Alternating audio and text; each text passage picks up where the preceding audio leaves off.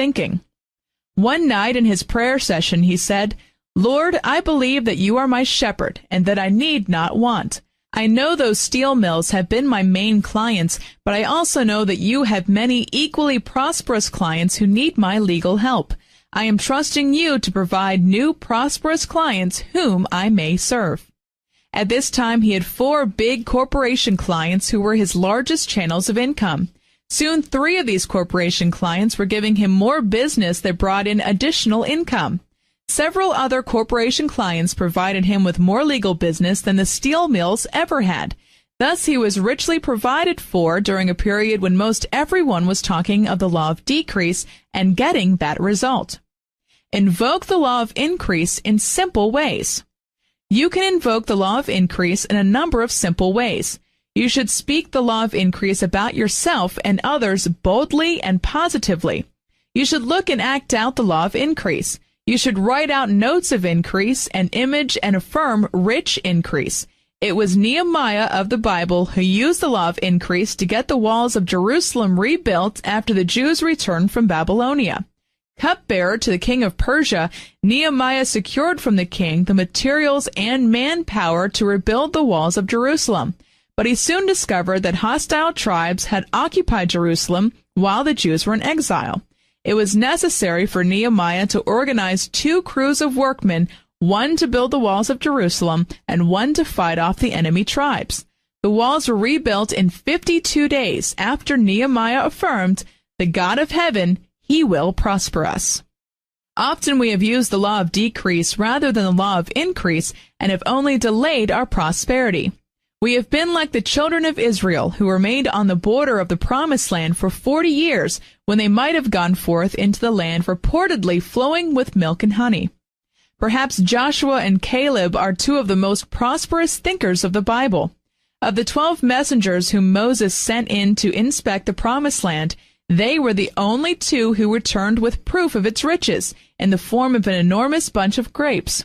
When the other messengers reported that the land was rich but inhabited by warlike tribes, Joshua and Caleb confidently added the law of increase to the situation by declaring, "Let us go up at once and possess it, for we are well able to overcome it." But the majority were against this plan, and the Hebrews remained in the wilderness.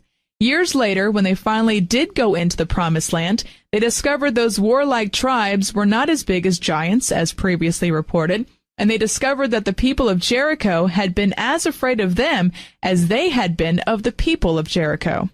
These people had seen the smoke from their campfires across the Jordan River and had feared there must be hundreds of thousands of them rather than only about 40,000. Thus the Hebrews discovered that the people they feared were afraid of them. Through their hesitation to go in and claim their good, they only had prolonged their stay in the wilderness. Eventually, they had to face the situation and master it anyway. The same applies to each of us. If you use the law of decrease and limit your good, you are never satisfied with the limited result. Eventually, you have to begin applying the law of increase anyway.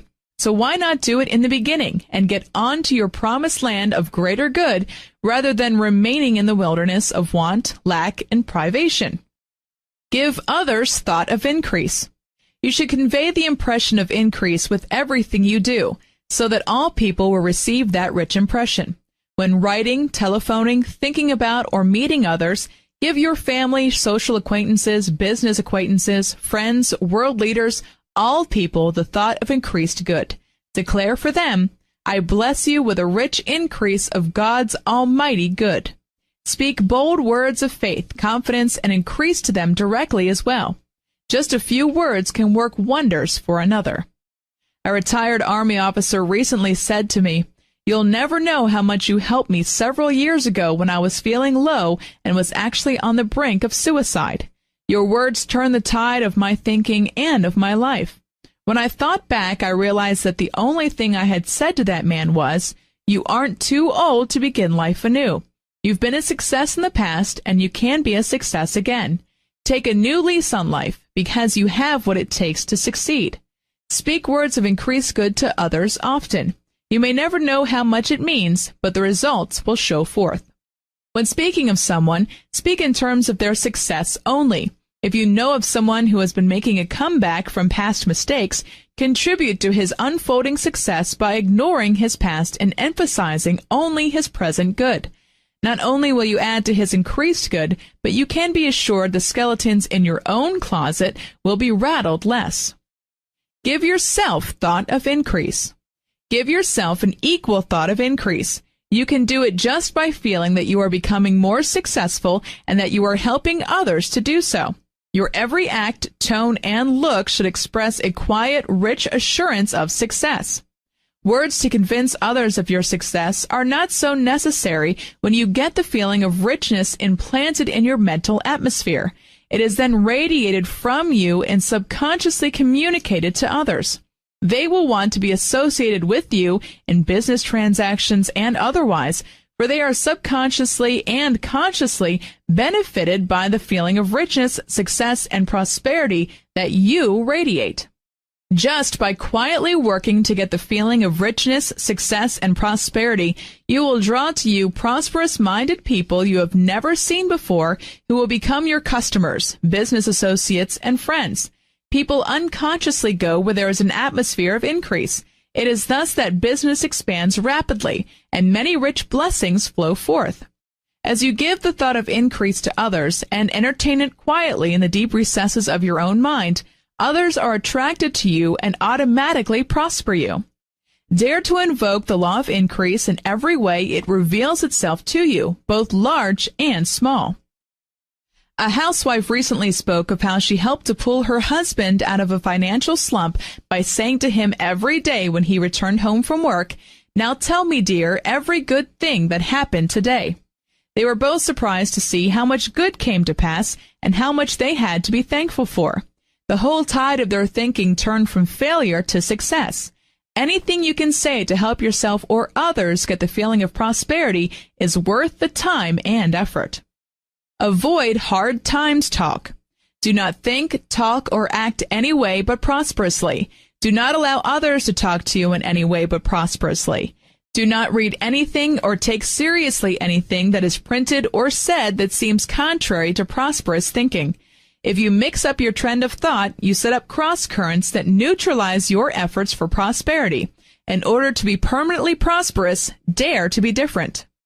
You should not become upset when people talk hard times. Neither should you join in their sad chorus unless you want to experience hard times yourself. Instead, declare in the face of apparent hard times, divine restoration is taking place.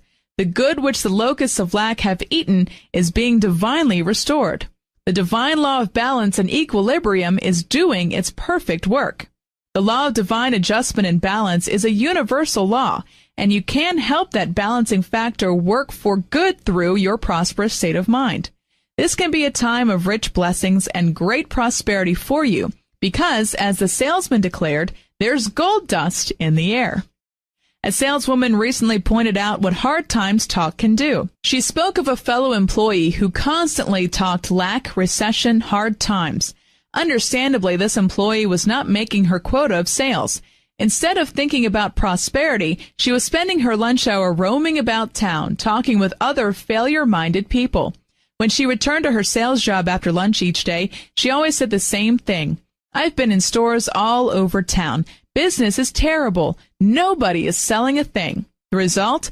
Well, the woman to whom she so often said these things refused to accept these ideas of hard times, for she knew the power of prosperous thinking. As she invoked it, her sales remained high and her commission checks appeared regularly. But the woman doing all the hard times talk got an unwanted result.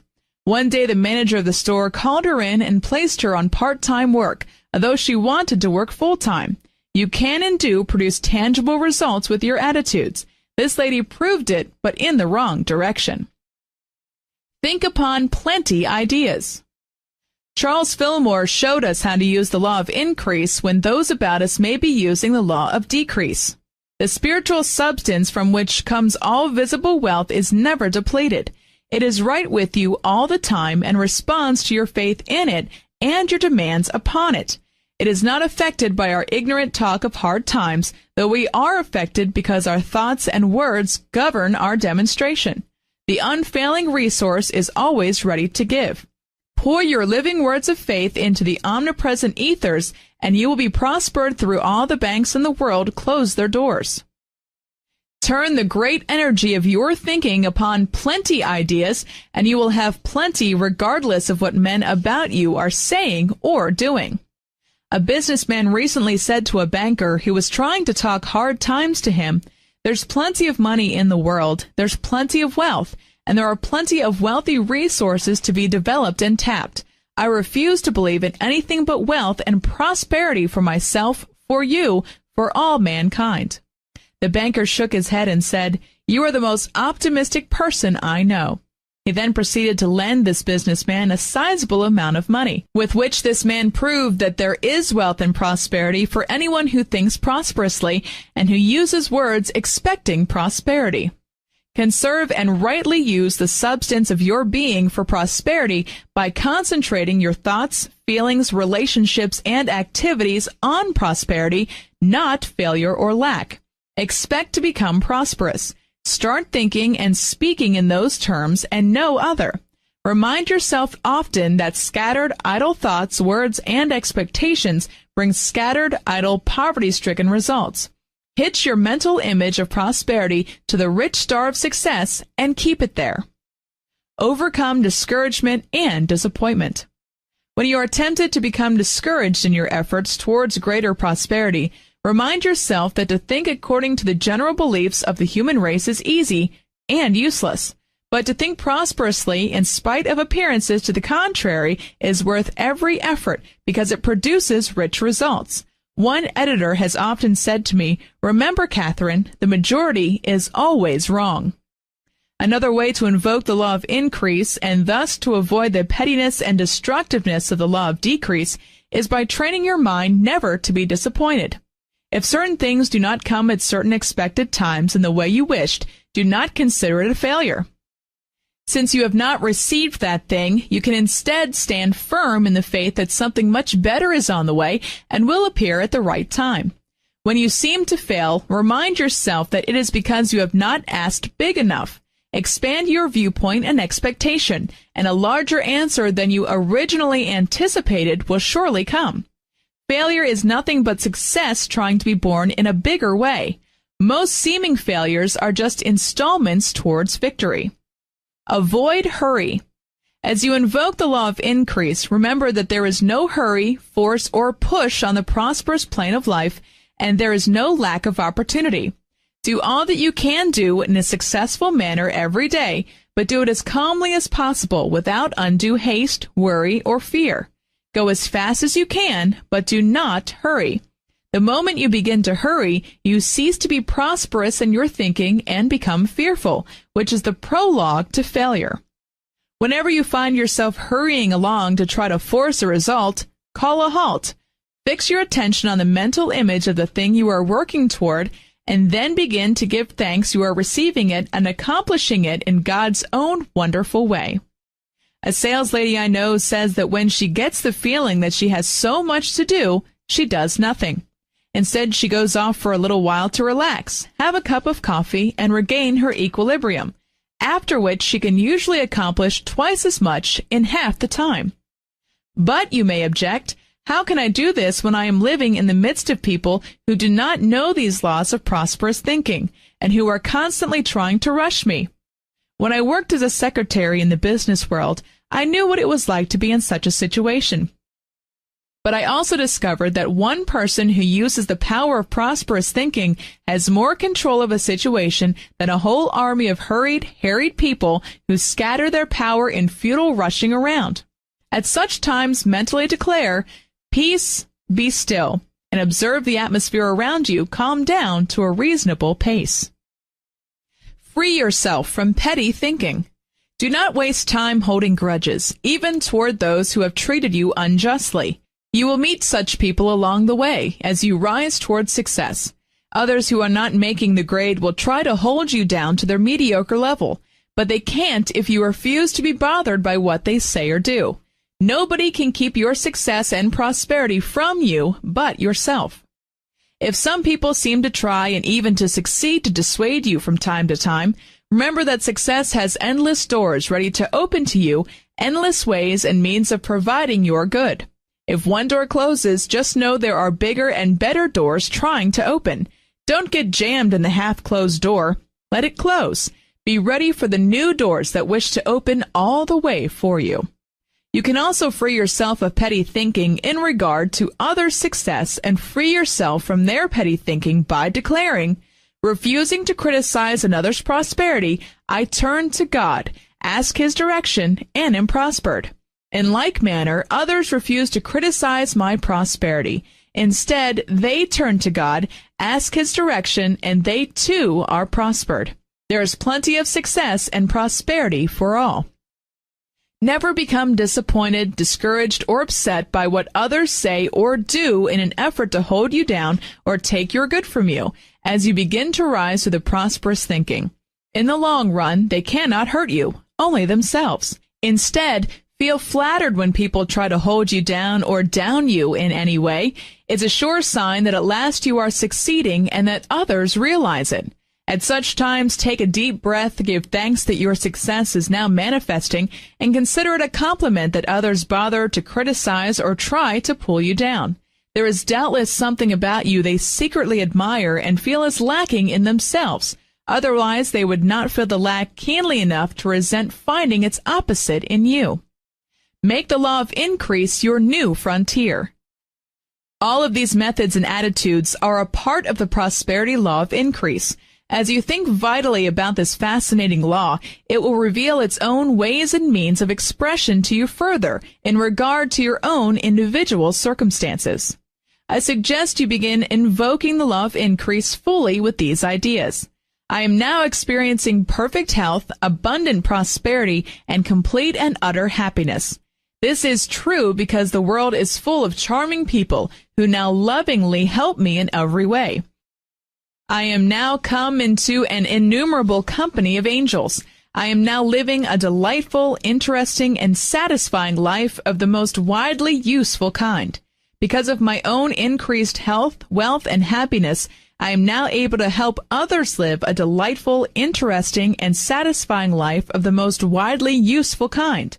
My good, our good, is universal. Your good is created as fast as your good words are uttered.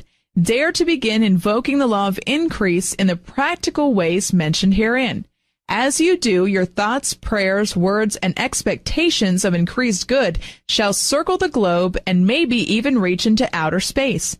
Indeed, you shall become a part of the new frontier for universal good that is now spanning this planet.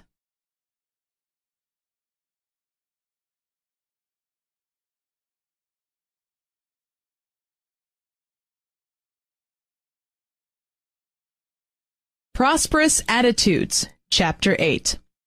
Recently, a friend sent me a comic postcard which read, "Rich or poor, it's good to have money." I'm sure most of us would agree. All sorts of wonderful things are being written about money and of our potential for having and enjoying more of it. For instance, it has been predicted that our national economy can be 50% richer by 1970, which surely reflects possibilities for increase in our individual prosperity. It has also been pointed out recently that more fortunes have been made since World War II than in any comparable period. Fortunes are still being made according to the figures of the Internal Revenue Service. One writer recently declared, "You can still make $1 million." Another boldly stated, "Your chances of making $1 million are better than you think." As you study the lives and experiences of prosperous-minded people, you will find that they have a friendly attitude toward money. Whereas you will discover that the more general attitude is that there's something wrong with having money and being prosperous. Some months ago, I was a guest speaker at a club luncheon at which a hospital executive was given a check to aid in furnishing a new wing of his hospital. In response to receiving the check, this executive declared, "It isn't the money that is so important. It is the club members' love and interest in this new hospital wing that really counts." Somehow I wondered if he realized what he was really saying, because my first reaction, which I suspect was the silent reaction of a number of others, was, if the money isn't important, why is this man here? He is a very fine and busy executive, and I wonder if he would have come to lunch with these ladies had they merely sent him word that they were impressed with his hospital expansion program. Surely this man was taught as a child what many of us were erroneously taught, to dislike money. If you listen closely to the conversations of people around you, you will discover that this is a general attitude. People often discount the importance of money in one breath, and yet they admit that they are working very hard to get it in the next. They do not realize the cross-current they are setting up with their thinking, which in turn voids most of their efforts. Through such crossed-up thinking about money, they are working at cross purposes, and often they will experience a crossed-up result. Money is divine. I shall never forget the first time that as a minister, I lectured on the importance of money for successful living.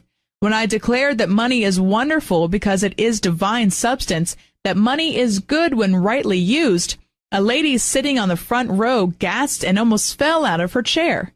When I stated, money is divine because money is God's good and expression, she almost passed out.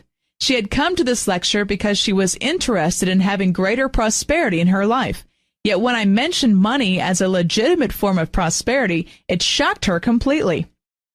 After the lecture, one of the members of the church board cornered me and said, "Don't you think you put it a little too strongly about money being good because it is a symbol of divine substance?" And I found myself replying, "I hope I put it strongly. I surely meant to." The board member then said, "Yes, but you shocked that lady on the front row so much that she may never come back." And my reply was, if I shocked her, it was doubtless because she needed to have some old, erroneous ideas about money shocked out of her thinking, as we all do. I then pointed out that my whole purpose in teaching the spiritual and mental principles of prosperity was to help people to learn God's good truth about prosperity being their divine heritage so that they might be freed from failure, poverty, and all other sins of lack. I realized that sometimes the process was a shock. At the next lecture, that lady was back, sitting in a front seat. The only difference I could detect in her attitude was that she had pulled her chair up a little closer towards the lecture platform, happily awaiting further shocking truths about prosperity. After she attended a number of the lectures, she calmed down considerably in her strong attitudes regarding the pros and cons of prosperity. In due time, she came to see me and confessed that when she first began attending the prosperity lectures, her life and affairs had been in dire shape, financially and otherwise. Her husband had left her, her children seemed to have turned against her, her physician predicted that she was nearing a nervous collapse, she had had a good job, but her money never seemed to go very far, and she could not get along with her fellow workers. She was even involved in a lawsuit concerning her previous job. But week by week, as she began to entertain new ideas about prosperity and successful living, her whole attitude changed, as did her way of life. Before long, her husband returned. She gradually was able to establish a more harmonious relationship with her children. She did not have a nervous collapse. The lawsuit regarding her former job was quietly and amicably settled out of court, and she began to find joy and satisfaction in her work. Indeed, before long, she seemed a transformed individual, and it all began the night she dared to change her thinking about money. Most people are sensitive about their capacity to earn money. In most instances, a person's capacity to earn money would increase if his attitudes towards money were positive and friendly. It was the late Mike Todd who has been quoted as saying, "I've never been poor, only broke. Being poor is a frame of mind, but being broke is a temporary situation." Good news about money. Many people seem confused about the correct spiritual attitude toward money, so let's get the record straight. There's nothing wrong with money or in our wanting money. It is a God-given medium of exchange, and there's nothing evil about that. The moment we let go of those false ideas that someone ignorantly taught us years ago, that money is evil, we will find that money circulates in our financial affairs much more easily and more satisfyingly. Appreciating money can prosper you. One lady recently told me that since she had released the vague notion that she was supposed to think of money as evil, she had much more of it to enjoy. She said that previously all her money was gone within 3 days after payday, but that now there seemed enough to share and to spare regularly. Truly, she is one of the most generous people I know. Another lady recently declared, "One of the things I have learned so vividly is to stop saying, 'Oh, it's just money.' She then went on to say that since she had been appreciating rather than depreciating money, she had gotten a wonderful new job at a much higher rate of pay. She is now enjoying both her new work and her new salary. Perhaps you wonder why it is important to cultivate a sincerely favorable attitude about money in order to attract happier financial situations. Well, money is filled with the intelligence of the universe from which it was created. Money reacts to your attitudes about it. Since it is the law of mind action that you attract whatever you appreciate and repel whatever you depreciate, money responds accordingly. If you think favorably about money, you multiply and increase it in your midst. Whereas if you criticize and condemn it in any form, either your own money or another's, you dissipate and repel it from you. Perhaps you have noticed how this law works in regard to your moods. Notice how much more you are able to purchase for your money when you are in a good mood. But if you shop in haste or while in low spirits, everything seems to go wrong, including the purchasing power of your money. Since your thoughts make your world, your thoughts about money have to be appreciative in order for money to appreciate you and be attracted to you.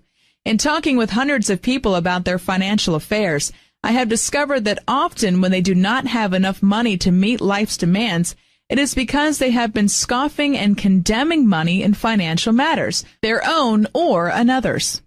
A man once talked with me who was down and out in every way. He was in ill health, out of work, and extremely lonely and unhappy. As he talked, I tried to discover what attitude of mind had brought him into such pathetic circumstances. He told me how hard life had been for him and how difficult people, situations, and events had been along the way.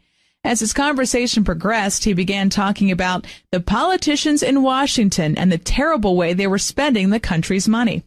As gently as I knew how, I then suggested that he try reworking his attitudes toward people in general and toward the Washington politicians in particular if he wished health, prosperity, and happiness to come to him. After giving me a penetrating look which seems doubtful of my sanity, he finally agreed to try the prosperous thinking approach. Months later, when he returned, he had to remind me who he was, because his appearance had improved so much. He then radiantly described that previous cold winter afternoon when he had left my study and walked all the way back to his boarding house because of lack of funds for bus fare.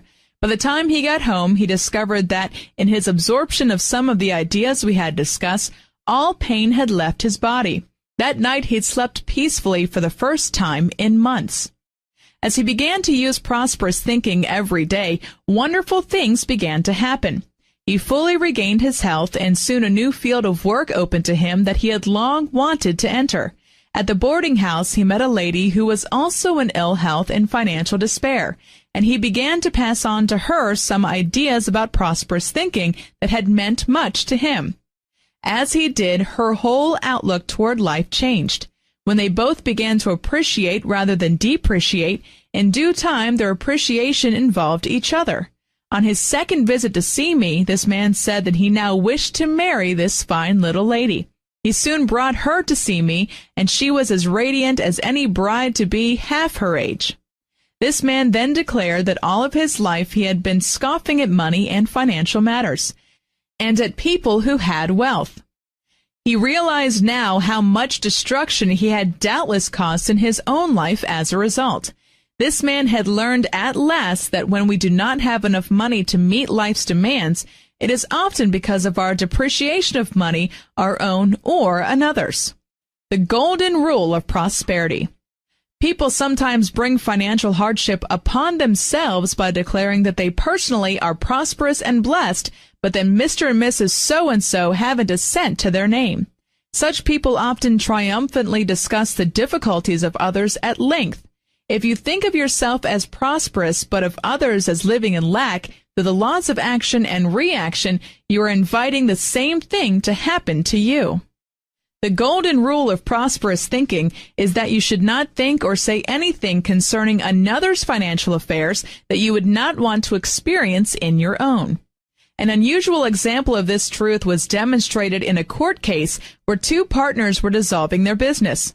One partner kept declaring that she would get everything, that the court and judge would doubtless favor her completely, and she triumphantly declared that the other partner would be left with nothing.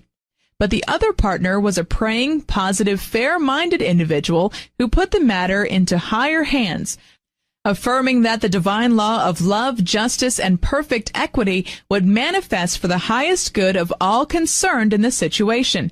The accusing partner went so far as to take her lawyer to look over all the property and financial assets that she was convinced the court would give her. She constantly thought of herself as prosperous, but declared that the other partner would be left in utter financial ruin. However, when the judge heard the facts in court, he decided that the accusing partner was entitled to only one small piece of property. He awarded the rest of the financial assets, which included a housing project, a cleaning plant, and several other pieces of real estate, to the partner who had prayed for divine justice. Thus, this woman proved that if you think of yourself as prosperous, but of others as in financial lack, you are unconsciously inviting the same thing to happen to you. How to make money your servant. On the other hand, to envy another's money indicates a belief in lack of sufficient supply for everyone. Remember that you will experience what you most strongly give your attention to. When you hear of another's good fortune, rich inheritance, or wealthy possessions, you should do so with great joy and appreciation. Another's demonstration of riches is but further proof of a loving Father's divine bounty, which is available to all mankind. You should rejoice in its every rich evidence.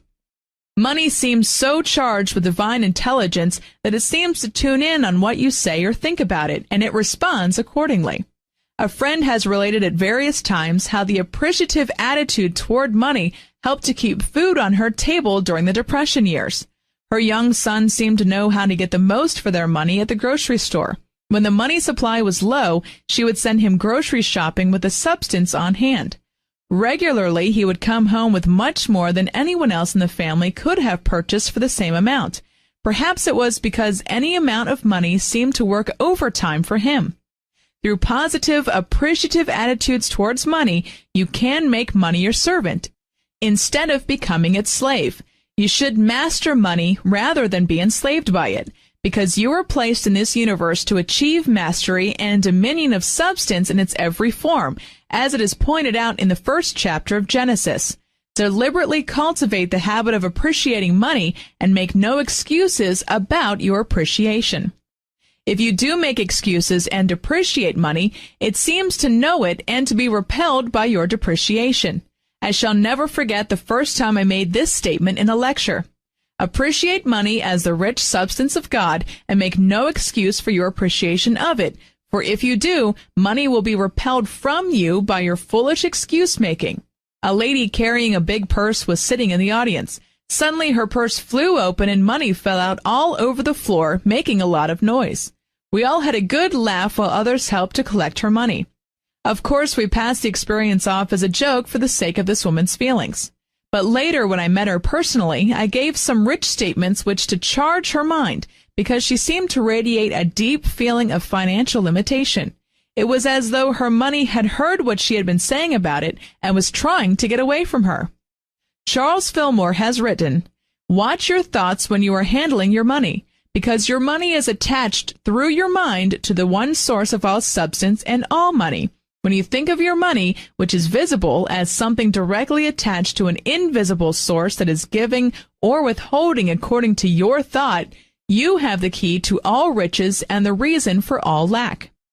Perhaps you have heard the story about the careless Scot who tossed a crown, thinking it a penny, into the collection plate. When he saw his mistake, he asked to have it back, but the deacon taking the offering refused. The Scot grunted, "I'll get credit for the crown in heaven."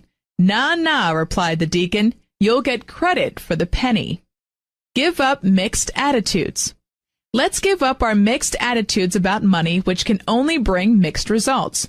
John D. Rockefeller Jr. once described the wonder and glory of money by saying that man could use money to feed the hungry, cure the diseased, make desert places bloom, and bring beauty into the world. And how right he is. As Solomon once declared, "The rich man's wealth is his strong city. The destruction of the poor is their poverty." Indeed, money is good, and we should have more of it than ever in this rich era we have now entered. An editorial recently pointed out the power of money for world peace. in suggesting that the president of the World Bank be nominated for the Nobel Peace Prize because of his excellent work he has done in producing financial peace in several countries. The editorial concluded, "Wouldn't it be timely to recognize that proper use of cash can be a big factor for peace in the world? Just as you should not turn up your nose at money, neither should you make a god of it. Money is filled with the desire for life, movement, expansion, and activity. It does not like to be grasped, clutched, or restrained in idleness. Indeed, it is the active circulation of money that brings prosperity, whereas depressions and recessions are caused by the miserly hoarding of money. Even as our national economy depends on the active circulation of money, so your individual prosperity depends on the active circulation of money. This does not mean that you should not save money, but you should not abuse money by misuse." Several other attitudes towards money are especially helpful too. For instance, never declare, "I can't afford this," or put on a poor mouth, as we say down south, about things. Such statements sow seeds of poverty and limitation, which will produce after their kind. Instead, it is better to declare that it is not wisdom's way to undertake certain financial matters, or at least it is better to phase your financial no in a more positive and prosperous manner. Affirm often, "I use the positive power of God's rich substance in wisdom, love, and good judgment in all my financial affairs. I am prospered in all my ways." It is also unwise to magnify financial difficulties. If you brag about your financial troubles, and some people actually do so to gain sympathy and attention, then you will always have financial troubles to brag about. A businessman who has achieved independent wealth through his stock market transactions said that early in his stock market ventures he invested heavily and lost heavily. In one transaction alone, he lost $20,000. But never once did he mention his financial losses to anyone, not even to his wife. Instead, they continued to live prosperously, and soon the situation changed so that he was able to compensate in rich gains for the lessons he learned through previous heavy losses. To this day, he has never openly discussed those early losses, and he is now enjoying financial independence. In difficult financial periods, it is good to affirm, "I have faith that this too shall pass," and then continue holding to the high financial vision of success toward which you are working. Another attitude toward money to be aware of is this. When you give money to another person or to an organization, do not give it with the thought of need or obligation. Such thoughts only attract more needs and obligations to be financially met. Instead, give to add to their prosperity. This applies to the money you pass out to your husband, wife, children, employees, club, church, to the grocer, to the banker, and the candlestick maker, as well to the government and everyone else. This attitude makes the giver and the receiver feel richer. Your thinking concerning the receipt of money or other financial supply is also important. The prosperous way is to graciously receive your good in all forms and make no excuse for your acceptance. It is an offense to both the gift and the giver for the recipient to declare, "Oh, you shouldn't have done it." Welcome money and divine supply from all directions, if it is being freely given and incurs no sense of obligation. Declare often, "All financial doors are open, all financial channels are free, an endless bounty now comes to me," and then joyously let it come. I know of a woman who desperately prayed for greater prosperity, yet she constantly refused gifts or favors that were lovingly extended to her, thus closing many channels of her prosperity. If you cannot use the gifts that are bestowed upon you, do not say so. Simply accept them for the generous thought they represent, and then pass them gladly along to someone who can use them. The only time this attitude does not apply is when someone is trying to bribe you or buy your friendship with his favors, so that a sense of obligation is being incurred. True generosity has no strings attached. There are no bribes, unspoken favors, or obligations involved in true giving. If you sense such a purpose behind a gift, you should feel free to say no to false generosity. Pray about your financial affairs. Another attitude toward money that needs to be clarified is this. Don't be afraid to pray about money or to get specific about your financial affairs. The ancient Hebrews did not hesitate to pray to God for exactly what they wanted. Many of the great leaders of the Bible prayed specifically for prosperity when it was needed. Elijah, for example, prayed persistently for rain to end a 3-year drought so that the Hebrews could again have crops, food, and prosperity. A rich father never intended men to suffer along in this lavish universe, and we are fooling only ourselves if we think that we must live in lack. If you have a financial need, dare to pray about it specifically and ask your loving Father to help you meet that need richly and completely. The promise, "Ask and it shall be given to you," contains no hidden clauses, nor does this promise from the book of Job. If they obey and serve him, they shall spend their days in prosperity and their years in pleasure. We have national days of thanksgiving, and we say grace daily at our tables to remind ourselves that God is the source of our supply in every form.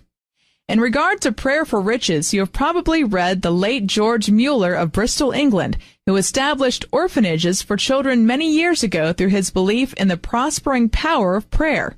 He has been described as a man of faith to whom God gave millions. He has also been called a prince of prayer because of his habit of asking God directly for whatever was needed, rather than speaking of his needs to people. Mr. Mueller once said that the great fault of most of us is that we do not ask big enough, and we do not continue in prayer until it comes. He also advised, "Expect great things of God, and great things you will have." He once told a friend, "I have praised God many times when he sent me 10 cents, and I have praised him when he sent me $60,000. Solely in answers to prayers for prosperity, $7,500,000 was given to him for the building and maintenance of his orphanages. The story has often been related of how Charles Fillmore, the co-founder of the Unity School of Christianity in Lee Summit, Missouri, often prayed concerning Unity's financial affairs in the early years of the movement. One time a payment was overdue on the printing presses, and the sheriff came to repossess the machines. But when Mr. Fillmore suddenly declared, "I have a rich father who is going to take care of this," the sheriff believed him literally and replied, "Well, in that case, we'll give you a little more time." Mr. Fillmore then continued to pray for prosperity, and the money came in. Those printing presses were never repossessed. Later, during the Depression years, the love offerings that came in from all over the world to support Unity School were much less than usual. Again, the founders of Unity prayed specifically, boldly, and deliberately for money, financial supply, and rich prosperity. One day, as the workers on Unity Farm were drilling for water, they struck oil. That oil well proved an adequate answer to their financial needs throughout the Depression. Of course, the Unity movement is now worldwide in its scope.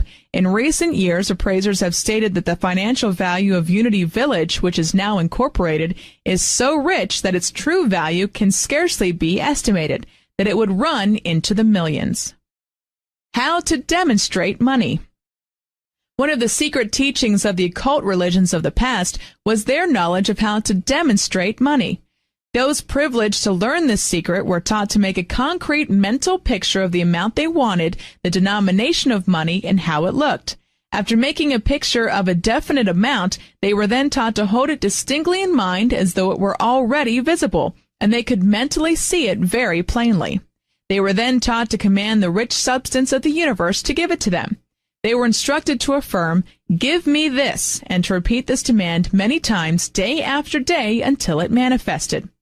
Since the mind is all-powerful, you have the same right and privilege of mentally claiming money, financial assets, and rich supply if you wish to use a strictly mental method. Many successful people have either consciously or unconsciously used this method. A powerful statement with which to charge the mind, along with charging it with the mental picture of the specific amount desired, is, "All financial doors are open, all financial channels are free, and," then name the specific amount, "now comes to me." It is also wise to affirm that it manifests through divine channels in God's own wonderful way. Along with mentally visualizing and mentally claiming specific amounts of money, and along with praying definitely about money, it is also good to speak specific words of riches for yourself and to your possessions. For yourself, declare often, "I give thanks that I am now rich, well, and happy, and that my financial affairs are in divine order. Every day, in every way, I am growing richer and richer. For your wallet, checkbook, or other channels of financial supply, it is well to affirm, money, money, money. Manifest thyself here and now in rich abundance. Don't be afraid to declare that large sums of money, rich, pleasant financial surprises, and rich, appropriate gifts are manifesting for you. Do not be vague about money unless you want money to be vague in its response to you. A woman on the West Coast who had read some of my ideas about money recently wrote me in appreciation. She said, "I am glad to at last find a minister who isn't afraid to speak plainly of money as a blessing. A minister I know has often spoken to me in terms of plenty to share and to spare. And I found out what this minister meant last Christmas when I received 4 fruitcakes. I had been affirming plenty to share and to spare for Christmas. I had so many fruitcakes to share and to spare that I gave 3 of them away. How nice it would have been to receive something for Christmas besides fruitcakes. That experience taught me to be definite about what I wanted if I expected to get definite and satisfying results. Thinking in definite terms opens the way for definite results. Don't limit your income by decreeing just enough to get by. This is a pauper's prayer. At one period in my life when my financial income was inadequate, I cut these words out of a magazine, pasted them on a card, and placed them on my bedside table where I viewed them daily. Your money starts growing now. Your earnings double. I was astounded when my financial income did start growing immediately through a remarkable series of events that occurred. Within a few months, I suddenly realized my income had doubled. Money adores the prosperous attitude and richly responds to it. Substance, the source of money. Along with an appreciation of money, you should also understand and fully appreciate substance, out of which money and all tangible objects are formed. Times of depression bring out the fact that in days of prosperity, man either forgot the prayers and struggles that brought him to success and apparent safety, or else he failed to build his fortune on a firm financial foundation. If he had thought more about the source of life and substance, he would have escaped the needless grind of poverty he has endured right in the midst of abundance. The scientists say that substance is that which stands under and supports every visible and tangible object. If you do not have money and it does not seem to manifest as you think prosperously about it, then perhaps the divine equivalent of money wishes to come to you. As you appreciate the substance and know it is everywhere, universally present and in ethers about you, as you realize that it is passive and waits to be formed and brought into visibility by your thoughts and words, you will realize that you have control of the invisible world of rich substance and rich supply, as well as the visible world of riches. It was Einstein who first stirred up the scientific world when he claimed that substance and matter, which includes money and all visible objects, are convertible. He declared that the formed and unformed world are made out of the same energy, ether, or substance. He said that the visible and invisible realms are relative, convertible, and interchangeable. From a financial standpoint, we can use his theory of relativity. If the formed and unformed worlds are relative, then what have you to worry about if your finances get low? You can use the law of relativity to produce either money or its financial equivalent to meet your needs. If substance hasn't manifested as money, don't get panicky. Instead, declare that divine substance is the one and only reality in this situation. Divine substance does not fail to manifest in rich appropriate form here and now. The scientists declare that substance is filled with life and the ability to take visible form. As you affirm that substance is doing whatever best in the situation, you release its universal intelligence and its ability to take visible form.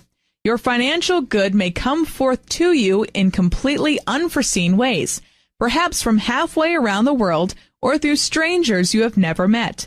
But it will come when you give it your attention and free it to work in its own wise way. If the usual channels of supply have not opened, then invite unusual channels of supply to open by recognizing that divine substance stands under every visible form of supply with endless ways in which to manifest its riches for you. Substance is friendly to you and wishes to supply you richly. Give it your attention and appreciation. Place your faith in it, though it seems invisible, and then let it prove its power to prosper and care for you. Never underestimate the power of substance as the one and only reality which never fails. It will then manifest as money or in the most appropriate financial form, perhaps through people you've never seen. As you invoke the various prosperous attitudes about money and substance contained in this chapter, confidently do so with these words of Emerson ringing in your financial ear. Man was born to be rich, or inevitably to grow rich, through use of his faculties. And then get ready for rich results. As those rich results appear, perhaps you would like to be reminded of this truth a young man in the armed forces recently wrote his mother. Yesterday is a canceled check. Tomorrow is a promissory note. Today is the only cash you have. Spend it wisely. Whether in terms of time or money, it still applies, doesn't it?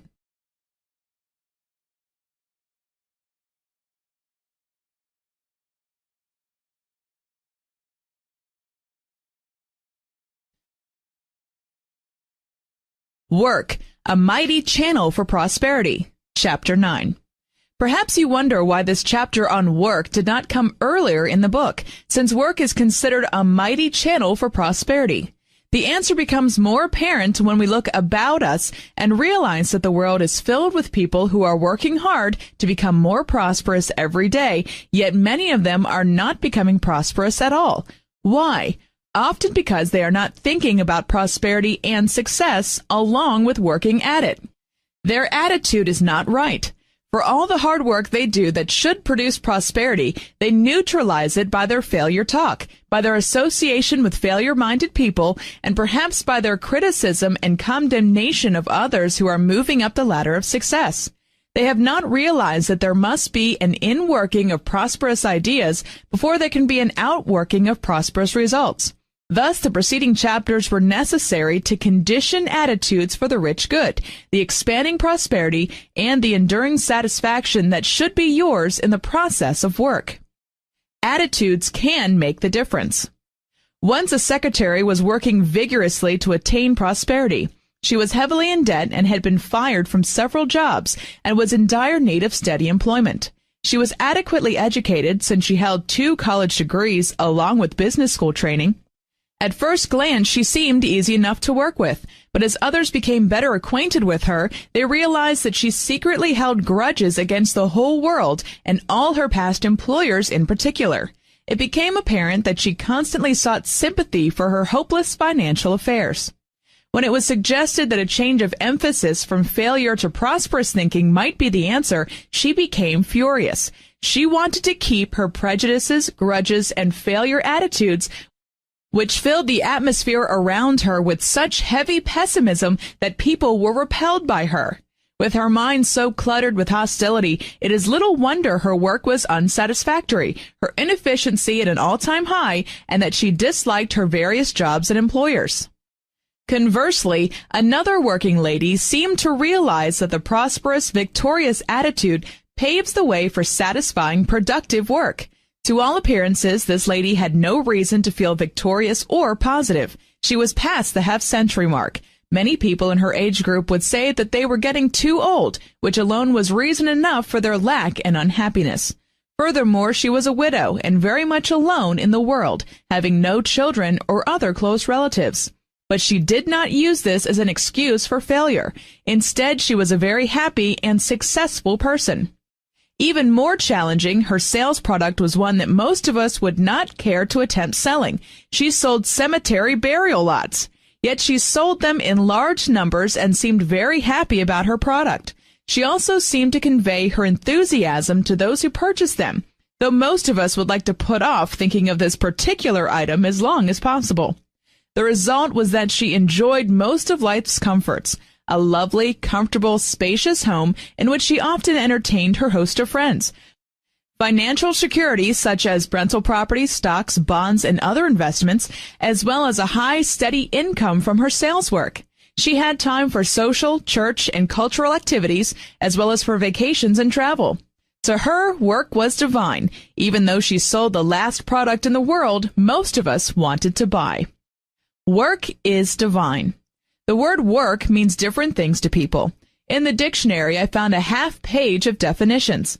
A prosperous thinker might think of work as divine or sublime, or as the creative activity of good in some satisfying form which is balanced with play, rest, and harmonious surroundings.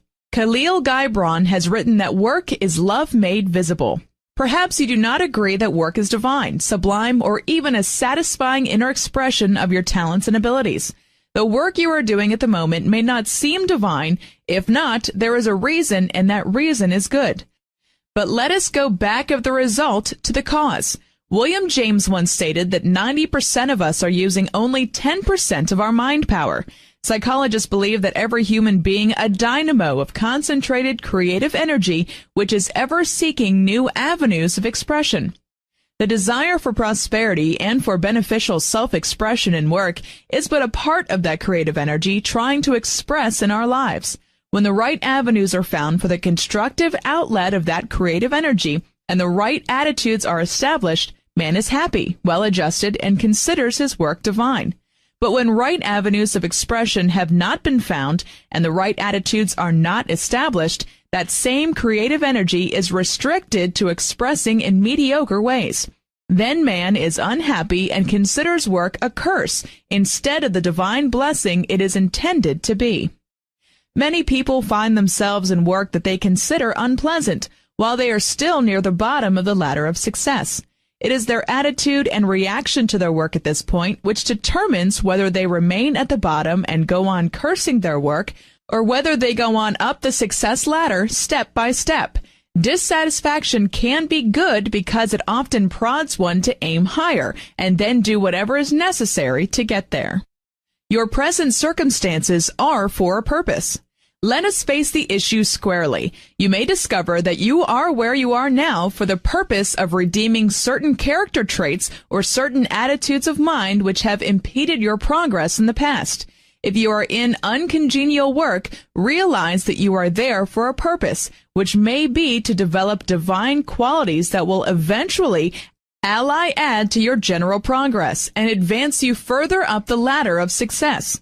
After entering the ministry, I realized that every job, big and little, that I had held along the way was a part of my training for the lecture platform, for the counseling room, and for my writing ministry. Your immediate need is therefore to discipline your attitudes and actions so as to glean the good from your present experiences and pass beyond them to higher phases of self-expression in satisfying work as soon as possible. In other words, when the pressure of desiring more good is upon you, when dissatisfaction with your present way of life assails you, or when the pressure of financial strain disturbs you, it is then that you are feeling the actual pressure of your talents and abilities, which are straining to express or press forth through richer decrees of success and prosperity.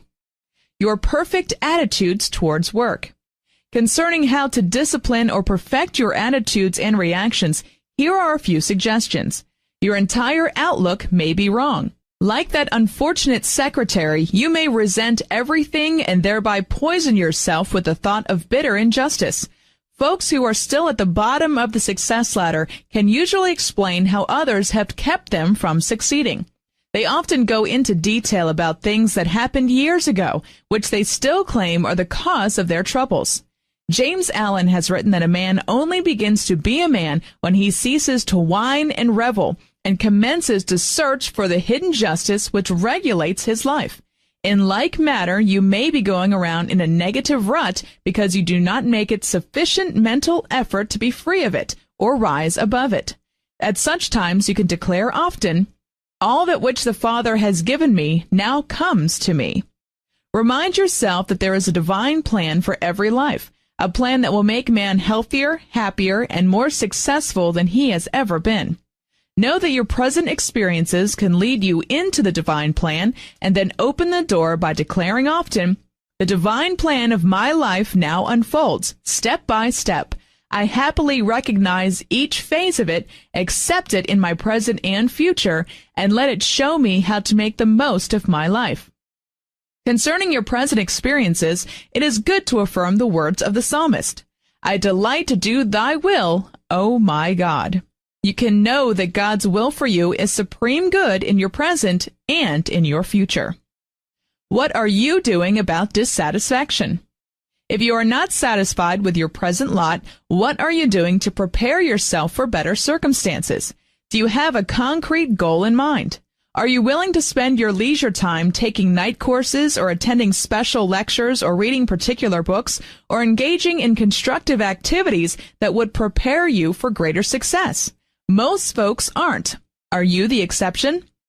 Instead of doing these things, many people prefer to spend their leisure hours speaking in critical terms of their work, their associates, the boss, and the world in general.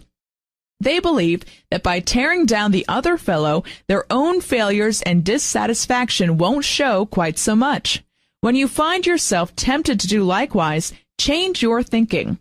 To help do that, affirm, "Neither do I condemn thee. The divine law of justice and freedom is at work for all, in all, through all, and I rejoice in this. Nobody or no set of circumstances can keep my God-given good from me, and I rejoice in this knowledge." A secretary whose boss has a political job recently described the injustice she faced in her office. Another employee with much less seniority was given an assignment with regard to the boss's campaign work, which this secretary felt that she alone was entitled to do. It was interesting, exciting work, whereas her own duties were heavier and more technical. When she began using the above prayer statements to recondition her attitudes from condemnation and injustice to freedom and divine justice, the whole picture changed. The other worker was transferred out of the office, and this secretary then gained the seniority and job which she felt were hers. In another instance, a woman who was working part-time told all of the injustices that were evident in her life. Her health was not good, she felt burdened with her mother who did not trust her and who even steamed open her mail.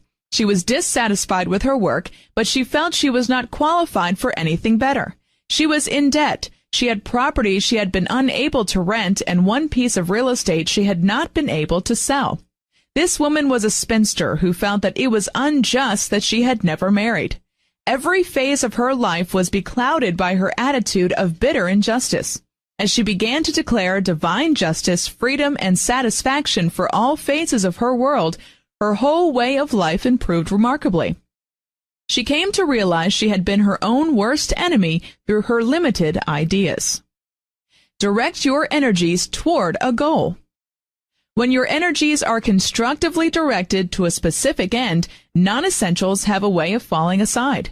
Petty thoughts, useless relationships, ill tempers, destructive emotions that often result in ill health, discouragement, and failure need find no place in your life when you begin thinking of how you want your life to really be. Things cannot improve in an outer way until things change in an inner way, because the inner processes of the mind control all the outer experiences of our lives. If you are in the midst of an apparent failure, financial difficulties, or restlessness and dissatisfaction with your work, none of these conditions need prevent you from entertaining ideas of abundance, plans for riches, and mental images of the success which you seek. Nothing can stop you from moving toward your goals mentally as you ask divine intelligence what next steps you are to take to bring forth your desires. We live in a sea of energy and intelligence, according to the scientists, and we have constant access to its benefits, if we ask for them. Your ships come in only after you have sent them out. There is an answer.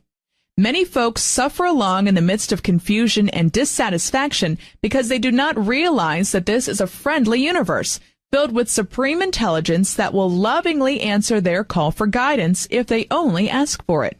Concerning your present work and how to improve it, you should seek wisdom. Divine intelligence. What positive, constructive, creative thought, attitude, or action is my next step to improve my present work? What is the next step into the abundance, satisfaction, and freedom that is mine by divine right? A seeking mind is a healthy mind that gets answers to its inquiries which lead to healthy, progressive, satisfying results. It is much easier to entertain and work with rich, expanded ideas and to experience vital, valuable results than it is to compromise with failure by dwelling upon small ideas and expectations. Recently, an engineer explained to me how thinking big and expecting big results had helped him to find that his work was truly divine, sublime, and most satisfying, as well as financially remunerative. In the past, he had been assigned to much smaller engineering jobs, but when through the application of prosperous thinking, his really big dream job came along, he was ready to handle it. He had prepared for it mentally and emotionally for a long time, and so it did not startle or unbalance him.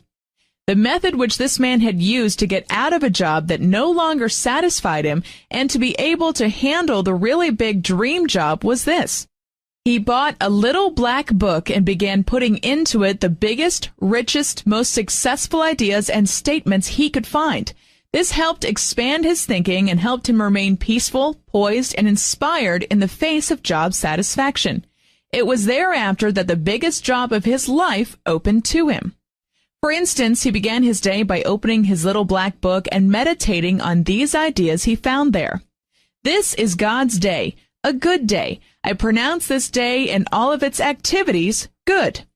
As he thought of the various activities of the day, he affirmed, "My own right and perfect work awaits me this day."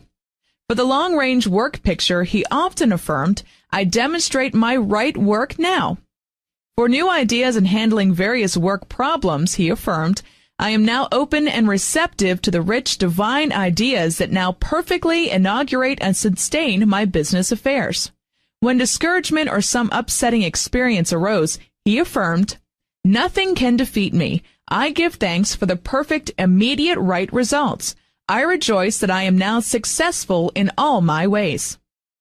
When the feeling of pressure or uncertainty tried to appear, he affirmed, "My yoke is easy and my burden is light. My accomplishments are many.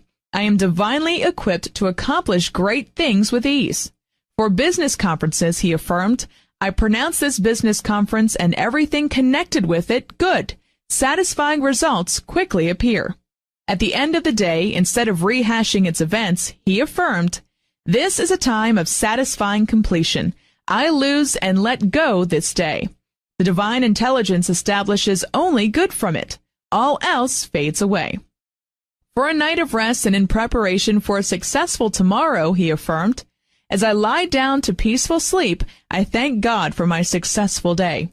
I rest easily, knowing that divine intelligence is renewing my mind and body and preparing me for an even more successful day tomorrow." Your real work lies before you. You can know that your real work lies in a straight line before you. A new opportunity will open whenever you have gained all the discipline and knowledge that the old work has to offer you. Meanwhile, remind yourself that there is no work that is high or low, so long as it is essential to the welfare of anyone. So perform it as efficiently as you can, as long as you are active in it. When asking for guidance while holding expanded ideas, it helps to face your present experiences, reminding yourself, "This too shall pass." You should endeavor to live normally in the midst of present job dissatisfaction, at the same time making the most of your present work. This helps you to remain steady in working toward greater good. Of course, everyone who tries to be true to the highest, especially in his work, has periods of intense discouragement. There is no disgrace in becoming discouraged. It is disgraceful to let discouragement overwhelm you, possess you, and rob your mind of its wonderful visions of success which you are striving toward. In the face of discouragement, your function is to concentrate on your higher ideals of more satisfying work, and then to declare a divine solution for the experiences of the moment. James Allen explains, "Your circumstances may be uncongenial, but they shall not long remain, so if you perceive an ideal and strive to reach it. You cannot travel within and stand still without." When you seem downcast, it is helpful to remember that it is darkest just before the dawn of new good. Despair is usually an emotion indication that the tide is turning and that the dawn is coming sooner than you think. As you continue to travel within, the without will take care of itself. If necessary, use the mental law of reversal on the situation. Someone had said that in the mental realm, Thought can conceive of opposites and produce them more easily than thought can accept a gradual degree of good and produce it. A radical change of view often clears the mind of cluttered, limited ideas so that the mental swing to the opposite can produce an opposite result quickly. Dare to be a spiritual architect and to build pictures of larger good. Dare to enjoy these pictures of increased good mentally as you go about your daily tasks. Feel and visualize success right in the midst of dissatisfaction. Dare to affirm rich, unlimited success for yourself, no matter what is happening to you or around you at the moment. Declare, "This or something better, Father, thy supreme good will be done." Expect changes for the better. Then remind yourself that you do not make things better by fighting present unhappy working conditions. You do not make things better by blaming others for your disappointments and failure experiences. Take a non-resistant attitude towards present conditions. See that they are already changing for the better. When things appear at a standstill, remember the principle of physics, which states that the entire universe is in constant motion, that we live, move, and have in our being an ocean of motion, though with our 5 outer senses we do not fully realize it. Nothing stands still. Everything is constantly changing, whether it seems to be or not. If you expect such changes to be for the better, they will surely come. In periods when you know changes are working but are not yet apparent, don't be misled by fear thoughts which try to convince you that your higher ideas are too good to be true, too wonderful to happen, or too good to last. When fear or doubt arise, put your best foot forward and do something definite to affect the successful feeling and the successful look, so as to convince not only yourself but others that you are succeeding. One who conquers doubt and fear conquers failure. It helps tremendously for others to think that you are succeeding, whether your success seems evident to you at the moment or not. You reap the real benefits of others' thoughts and expectancies for your success. Coupled with your own, they can expedite the results of success in your life. The saturation technique. Saturate yourself in atmospheres of plenty and in associations with successful people. When trying to convince yourself that greater success and prosperity can be and shall be yours, but there seems no evidence of it at present, that is the time to walk through the banks of your city, observing all the successful people who have plenty of money to work with. That is the time to visit lovely surroundings in beautiful new buildings and stores. Move through the richest sections of your city and countryside where the riches of God and man are in evidence. Associate with creative individuals of rich talent, such as artists and intellectuals, if that brings you an enriched feeling. If attending operas and concerts or visiting art galleries makes you feel rich, do so. It might be that listening to music recordings or hearing lectures on cultural subjects will inspire you. I find it helpful to read the success stories and autobiographies of famous people. When we realize the challenges which celebrated people have met and overcome, our own slack period seems slight by comparison, and we get a renewed feeling that we definitely can and shall succeed. During one difficult period in my life, I found that by taking art lessons and doing some painting, my discouragement was soon transformed into hope for a better future. I know of a lady who conquered despondency by working daily in her lovely rose garden. If it is the out-of-doors that gives you a feeling of richness, then enjoy more sunshine, fresh air, and the peacefulness of Mother Nature. Attendance at sports events can recharge your mental batteries. Active participation in sports such as golf, horseback riding, fishing, or swimming can help to relieve mental sluggishness. At other times, a long walk or ride in the country gives you the lift you need. A businessman recently wrote me that this had long been his method for overcoming discouragement. The beauty of antiques, interior decorating, preparation of exotic foods, or the creation of special clothes can add to your feeling of richness. At still another tense period in my life, I found great joy in working with a dressmaker toward the design and creation of my clothes, and turned my attention away from my present job dissatisfaction long enough for the problem to work out, and a change in jobs came. Perhaps reading the classics or the Bible or participation in certain quiet games will uplift you. Having quiet times to absorb new ideas is helpful. I like to read Sunday papers from all over the nation. Just by browsing through them, studying the ads showing beautiful clothes, faraway places, and reports of new books, art, and music, I derive a heightened sense of freedom and richness. It is never a waste of time to saturate your mind, body, and affairs in rich ideas, rich associations, rich atmospheres, and in any activity, inner or outer, which brings a feeling of richness to your inner being. Especially during those periods when it seems that success is slow in manifesting. Especially, make good use of your free time. In the course of your daily activities, you may not be free to saturate yourself with those things which make you feel rich. But in your off hours, you can surely find uplift in new diversions, although some free time should be devoted to additional study and self-improvement so that you can uncover greater job satisfaction. Years ago, when my life was burdened by limitation, the only way I could gain a sense of freedom and the vision of possible success was to slip away for a quiet, leisurely walk around the block toward the end of each day. Yet that simple act enabled me to hold on to my higher visions of good so that they were later able to manifest. This is a rich universe with countless ways to shower its blessings upon us when we keep our expectancy high. Daily remind yourself that your cup is really half full, rather than half empty. Make the most of your present situation. Whether it is more satisfaction in your present work or another step up the ladder in your work, or whether it is a whole new career you desire or financial freedom from all organized work, in any event, your goal can be attained. You need not feel trapped by present conditions. There is always something you can do about it. A good statement to use in calling forth the right result, whether it would mean remaining in your present place or going on to another work, is this: Divine intelligence now works in me and my life and affairs, to will and to do whatever is for my highest good, and divine intelligence cannot fail.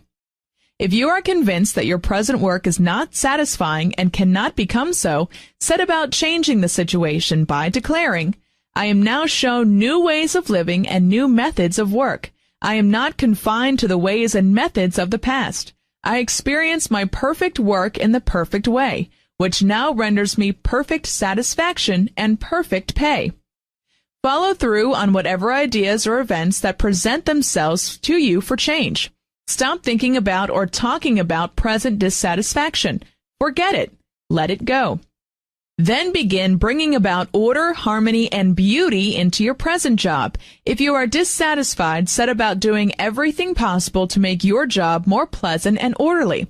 Clean out file drawers, straighten up your desk, add a plant or something of beauty which you and others can view often for a quick lift. Give fellow workers the benefit of your spoken praise, sincere appreciation, words of kindness, as well as your silent prayers and blessings. Above all, remind yourself that you are a mental part of whatever situation in which you now find yourself. As you give any situation the benefit of your highest thoughts and actions, you help to establish order, harmony, and satisfaction for all concerned. When you make the best of your present situation, you can be assured that greater good will reveal itself. Meanwhile, as it is written, whatsoever thy hand findeth to do, do it with all thy might. In other words, as a friend of mine has often said, when you go through hell, make it pay with greater understanding than you previously had, and the result of good from that experience will be lasting. Free yourself of criticism. Dare to think, act, and react differently from those who are poverty-prone, unless you want to remain with them at the bottom of the ladder. There is plenty of room at the top in any line of work or profession for those who dare to free themselves of the usual thoughts of bickering, jealousies, and petty criticisms entertained by many people. When you are tempted to join in the chorus of such mass negative thought, declare instead, there is no criticism in me, for me, or against me. The supreme law of good is now in charge of my life, and divine harmony now reigns supreme in me and in my world. This realization protects you from the negative thoughts of others. Give them in turn the blessing and protection of your constructive attitudes. Are you thinking, but is this worthwhile? Listen, The greatest knowledge which you can gain about yourself and your fellow beings is that one person thinking and acting constructively in any situation cannot fail to produce good results. All mankind is hungry for constructive attitudes, actions, and reactions, and quickly responds to them. I once observed this happen in a situation involving two junior members of a large law firm. Known for its belief in hard work and productive results, their firm was very prosperous, as were all of its members. One of the junior law firm members was a happy, optimistic, joyous individual. He did not hesitate to pay a compliment when it was due, or to show kindness and courtesy to everyone he met. No one was too insignificant to receive kind attention from him. This young man apparently did not know what it was to criticize, condemn, or complain. The other lawyer was actually better qualified for the work they were both doing. Because he held one more college degree than the first man, the law firm was paying him several $100s more per month. Thus, he had every advantage over the first man, or so one would suppose. But this high-paid lawyer was a quiet complainer, and nothing could please him. Details upset him, people upset him, an unexpected assignment upset him, everything upset him. Within a year, he was no longer employed by this firm. Within that same year, the other attorney had been promoted into his position and salary. Later, this junior partner became a full-fledged member of the firm. Never in the history of that firm had any lawyer been advanced so rapidly into responsibility or in financial compensation. Take a new lease on life. It has been said that work is the highest form of pay. Whether work is pleasant activity or laborious toil depends on your attitudes about yourself, others, and the world in general. Be assured that work is divine, and that your true work and your true compensation seek you as much as you seek them. Man's true work is that which he does best, and from which he derives deep satisfaction. Take a new lease on life right now, no matter what your life situation. Begin by boldly declaring, as did Charles Fillmore at the age of 93, I fairly sizzle with zeal and enthusiasm, and spring forth with a mighty faith to do the things that ought to be done by me. Join countless others in getting into work or self-expression in some form that satisfies you by using this success formula. 1. As nearly as you can, form a mental picture of what you want your life to be like. 2. After forming a picture of what you desire, begin developing and living your desire mentally. Begin thinking of the desired results as though they were already obtained.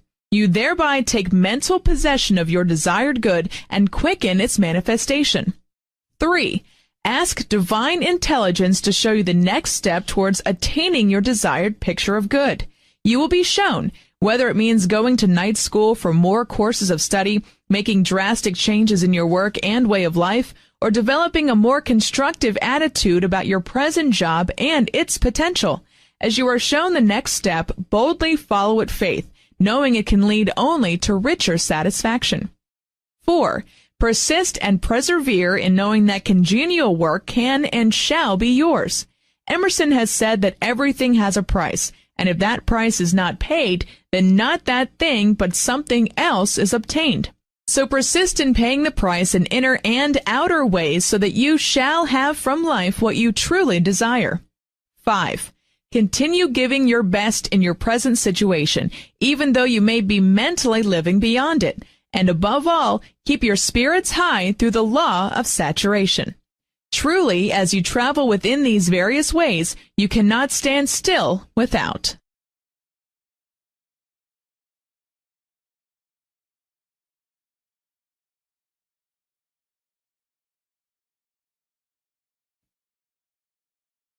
Financial independence can be yours. Chapter 10.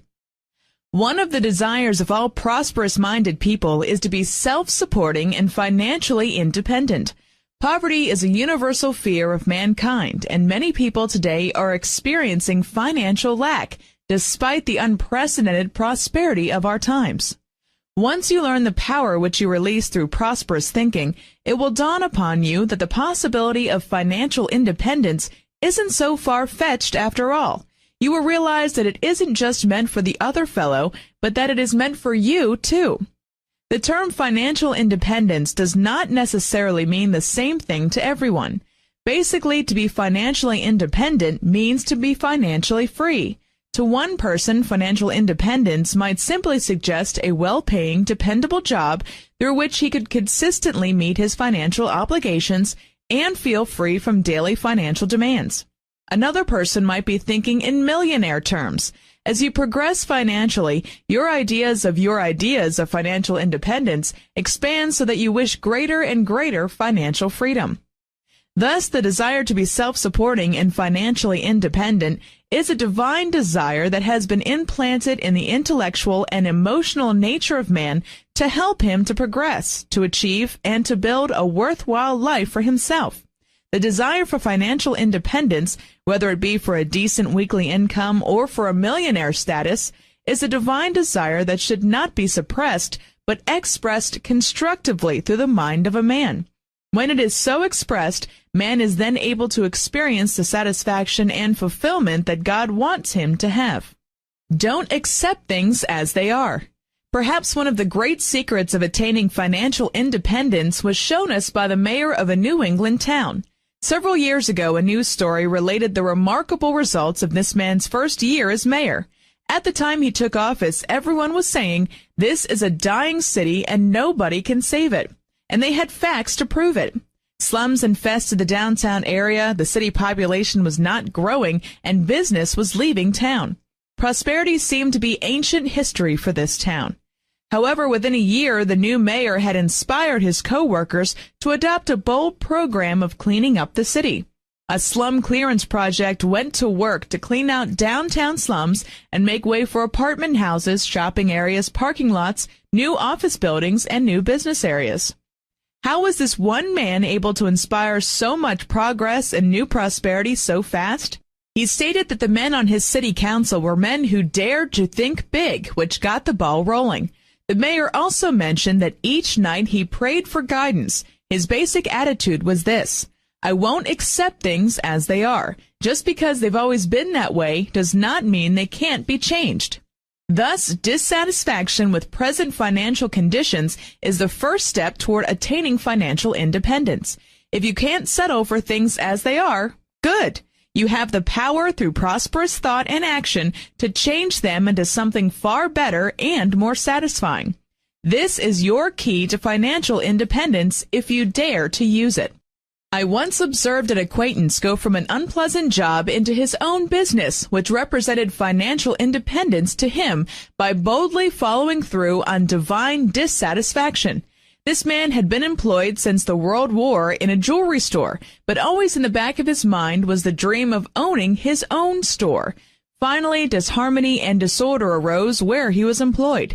After long and faithful service, he suddenly quit his job, although his employees assured him he would not be able to do as well elsewhere. This man silently reminded himself that he had no intention of doing as well elsewhere as an employee, but that he intended to become independent of bosses and other people's ideas, for he would be an employer himself. At the time this man quit his job, he had only a small amount of money saved. He also had a family and the usual financial responsibilities.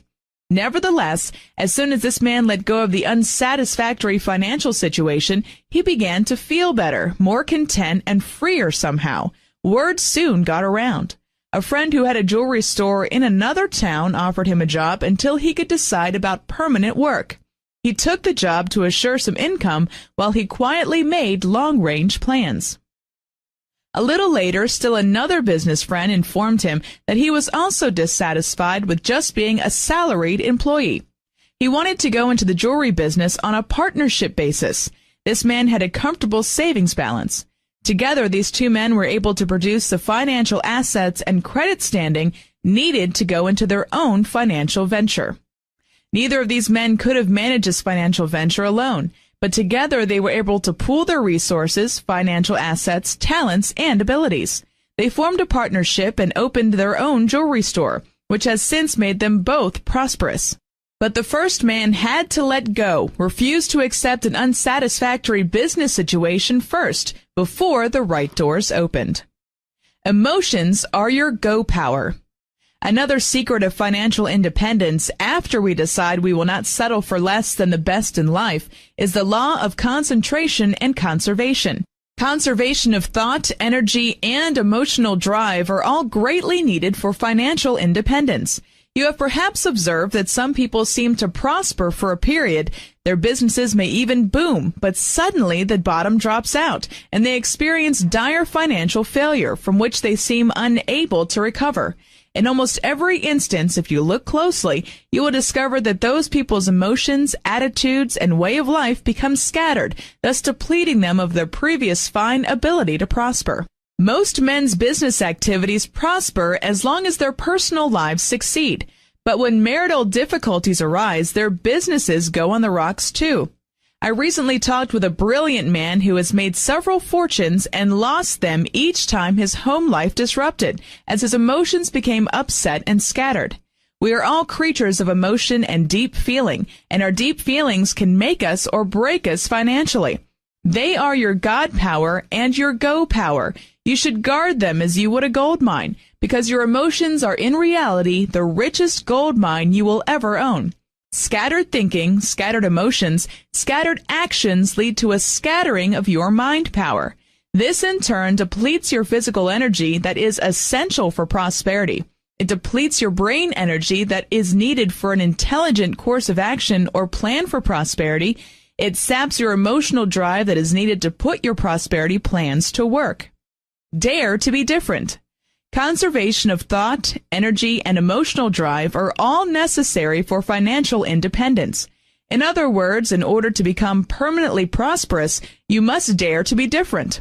At least for a while. It was General Maxwell D. Taylor, the famous leader who parachuted into Normandy on D-Day, who once said that the time for daring is the moment when the stakes are high.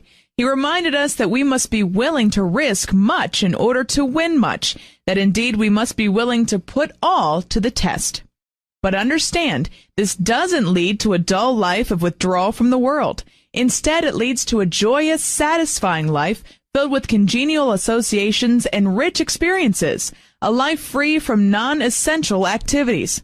When you decide to become financially independent, you immediately make up your mind to cease caring what people think and to dare to concentrate on your goal.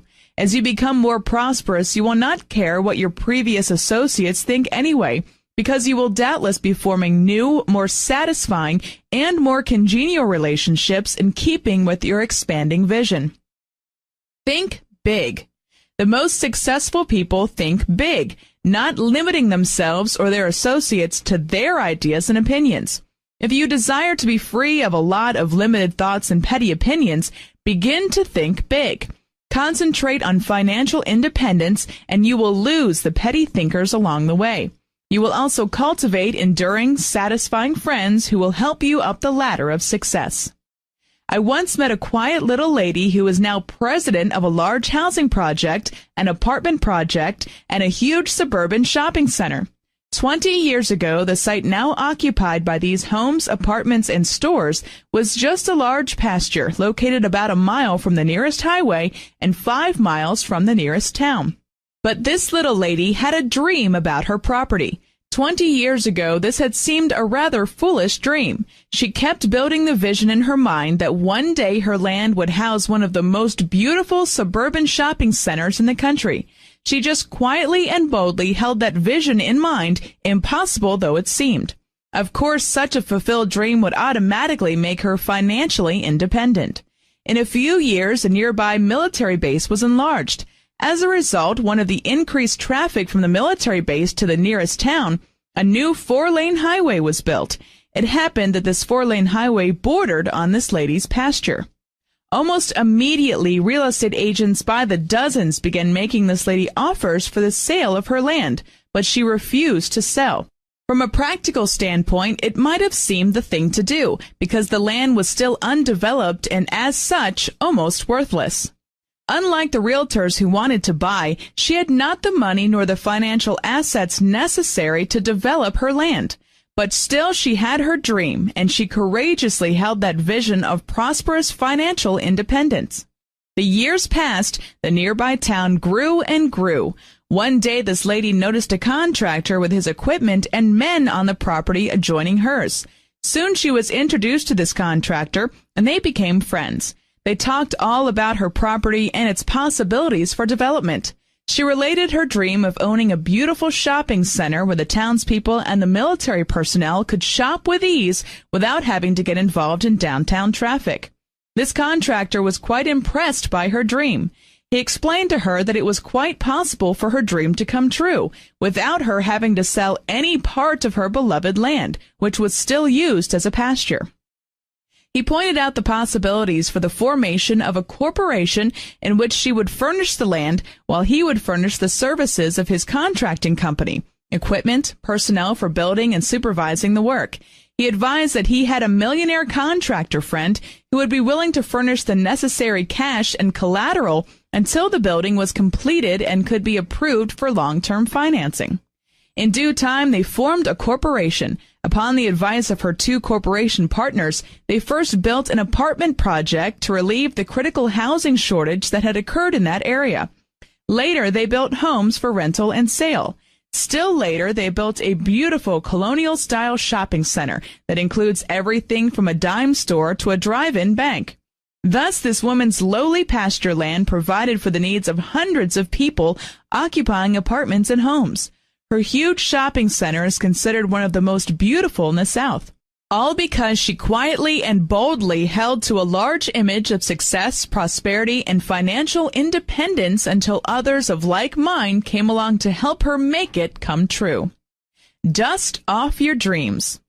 If you have unfulfilled dreams and visions of greater prosperity and success tucked in a corner of your mind, don't keep them there any longer. Dare to bring them out and dust them off. Dare to begin thinking of the possibilities of financial independence, even if, at this point, they seem impossible of fulfillment.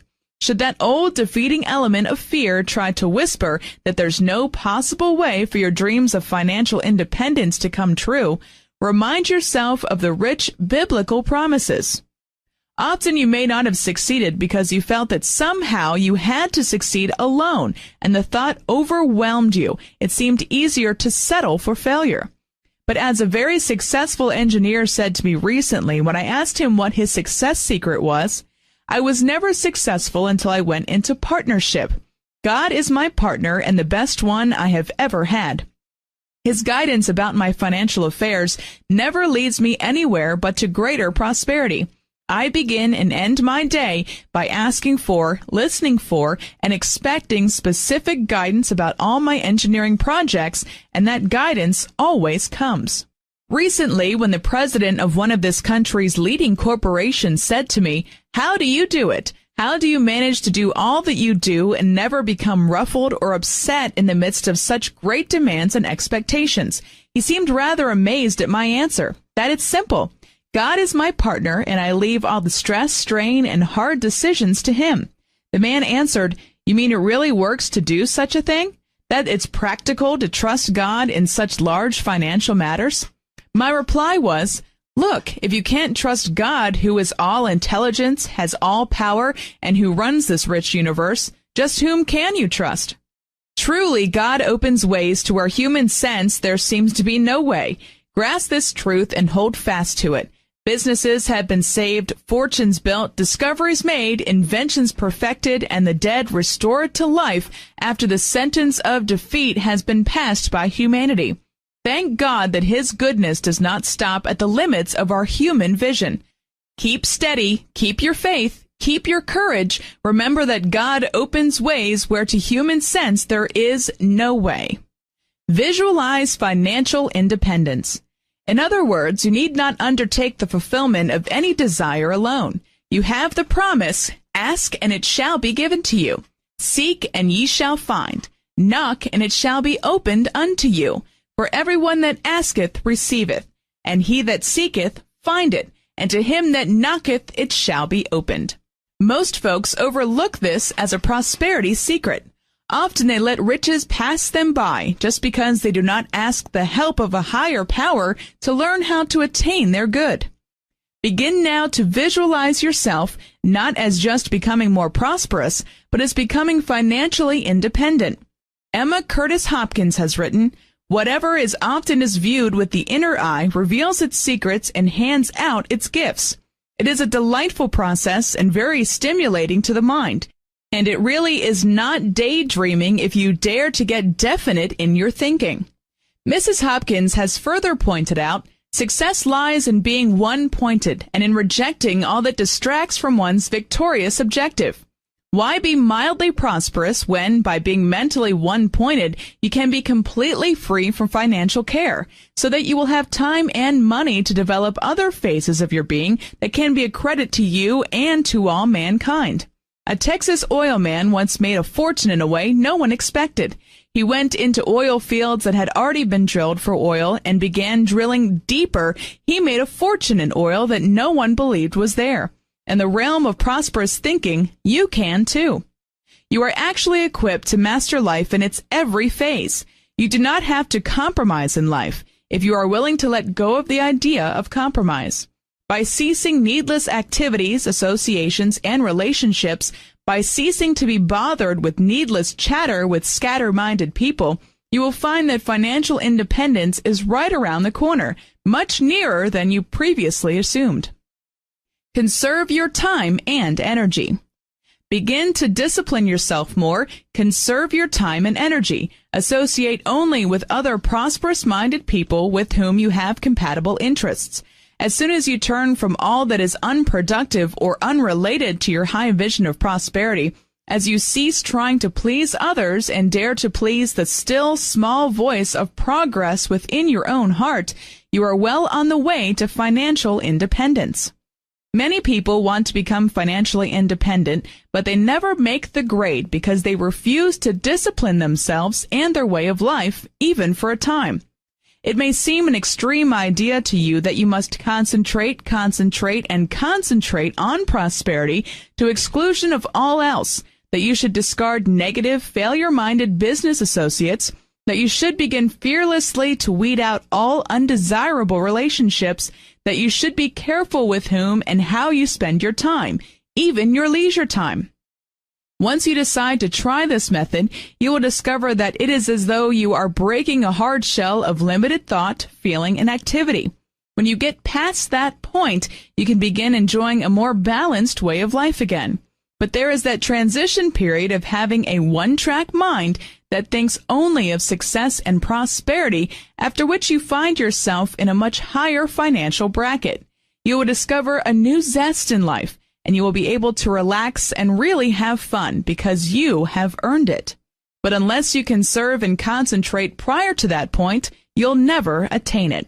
The truth of this was recently brought to my attention by a news story reporting that a young man who is still less than 30 years of age has become vice president of an insurance company. This young man decided several years ago on an objective, and he quietly started working toward it through prosperous thinking. He spent all his spare time reading books on success, associating only with others of like mind. For a period, his wife felt that perhaps he was restricting himself from social affairs, which they both had enjoyed in the past. But when he explained to her why he was devoting his time to concentration upon his present and future success, she was willing to forego most social events that were time-consuming. After several years of hard work and study, this young man has reached such heights that he and his wife can again lead a more social life. Now they can truly afford the enjoyable contacts with prosperous-minded people who are their new friends. Assume your financial independence now. A good way to begin cultivating the expectation of financial independence and the happy experiences it can bring is by beginning to be financially independent for the day, week, or month now before you. It is always easier for the mind to produce results that are expected in the present or immediate future. For instance, begin your day the prosperity way by affirming lavish abundance for that day, even before rising. Put prosperous thinking first, as well as last, in your day. As you awaken each morning and emotionally prepare to meet the new day, either before rising or with your morning coffee, prepare yourself by writing out, verbally affirming, or silently declaring a number of times, "I expect lavish abundance every day in every way in my life and affairs. I specifically expect and give thanks for lavish abundance today. In this way, you are sending prosperous thinking before you to prepare a delightful, satisfying, and worthwhile day that will run to meet you hour by hour with its delightful surprises and satisfactions. As you daily develop a state of mind that believes in, expects, and experiences financial independence one day at a time, your state of mind then automatically expands, so that financial independence becomes a weekly, monthly, yearly habit. But you must start sometime in your thinking, and the daily basis is the easiest, most immediate, and most satisfying, because it gives you proof positive that your prosperity is at hand, awaiting your recognition and acceptance of it. A businessman recently told me that his business doubled after he began to concentrate his attention on the thought and expectancy of financial independence, rather than on the thought of how hard he had to work and how useless it all seemed. A young insurance executive, he discovered that thinking of and expecting lavish abundance for one day at a time was a great secret toward financial independence. Several years ago, he began spending an hour each morning mentally planning his day as he wished it to be. He held in mind figures of sales he wished to obtain. Later, when he was named supervisor of a group of insurance salesmen, he spent time each morning thinking of them and the amount of sales he wished them to make for the day. It was by this daily process of thinking of lavish abundance for himself and his salesmen that he worked his way up to an executive capacity in his company. You can overcome serious obstacles. In order to become financially independent to the extent of having a constant financial income, it is necessary to discard a number of negative attitudes. Most people can tell you in a hurry all the reasons why they cannot succeed. Yet as we look about us, we are surprised at how often the people who succeed seem to have obstacles to overcome. There is a lady who is a polio victim who goes to her work as a private secretary in a wheelchair every day. To all appearances, she should have given up years ago when she was stricken with paralysis. But she was rehabilitated and now drives her own car. She has an interesting, worthwhile job. Through her attitude of refusing to give in to disease, she has become independent of the sickbed and makes her own way financially as well. The last time I heard from her, she was also thinking of getting married. One spring day several years ago, a young store clerk talked with me about how discouraged and uncertain he was about his future. I asked him what he really wanted to do, and he shyly replied, as though he had never dared to talk about it, "I would like to attend college so that I may teach." I suggested to him that through the power of prosperous thinking, all things are possible. I further suggested that he consider becoming independent, that he should positively work toward getting further education, that he should not settle for a clerk's job if he really wished to become a teacher. He agreed to begin visualizing himself as attending college in the fall, and to constantly think of lavish abundance becoming visible to meet his every need. At the suggestion that he make plans as though he would attend college in the fall, he immediately registered at the college he wished to attend. He studied carefully the college catalog, selecting the subjects he wished to take and memorizing everything in that catalog about the college, its history, curriculum, faculty, and other features.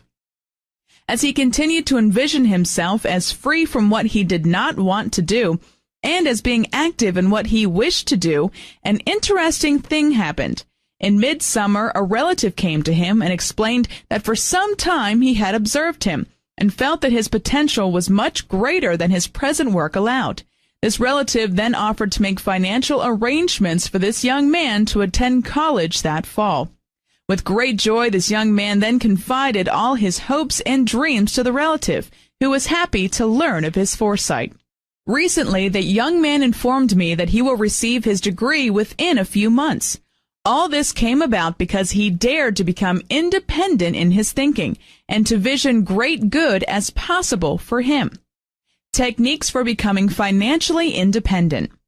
Begin now to mentally accept the vision of financial independence for yourself and those you hold dear by filling your mind with pictures of the life you would like to lead, rather than being hypnotized by the life you seem to be leading at the moment.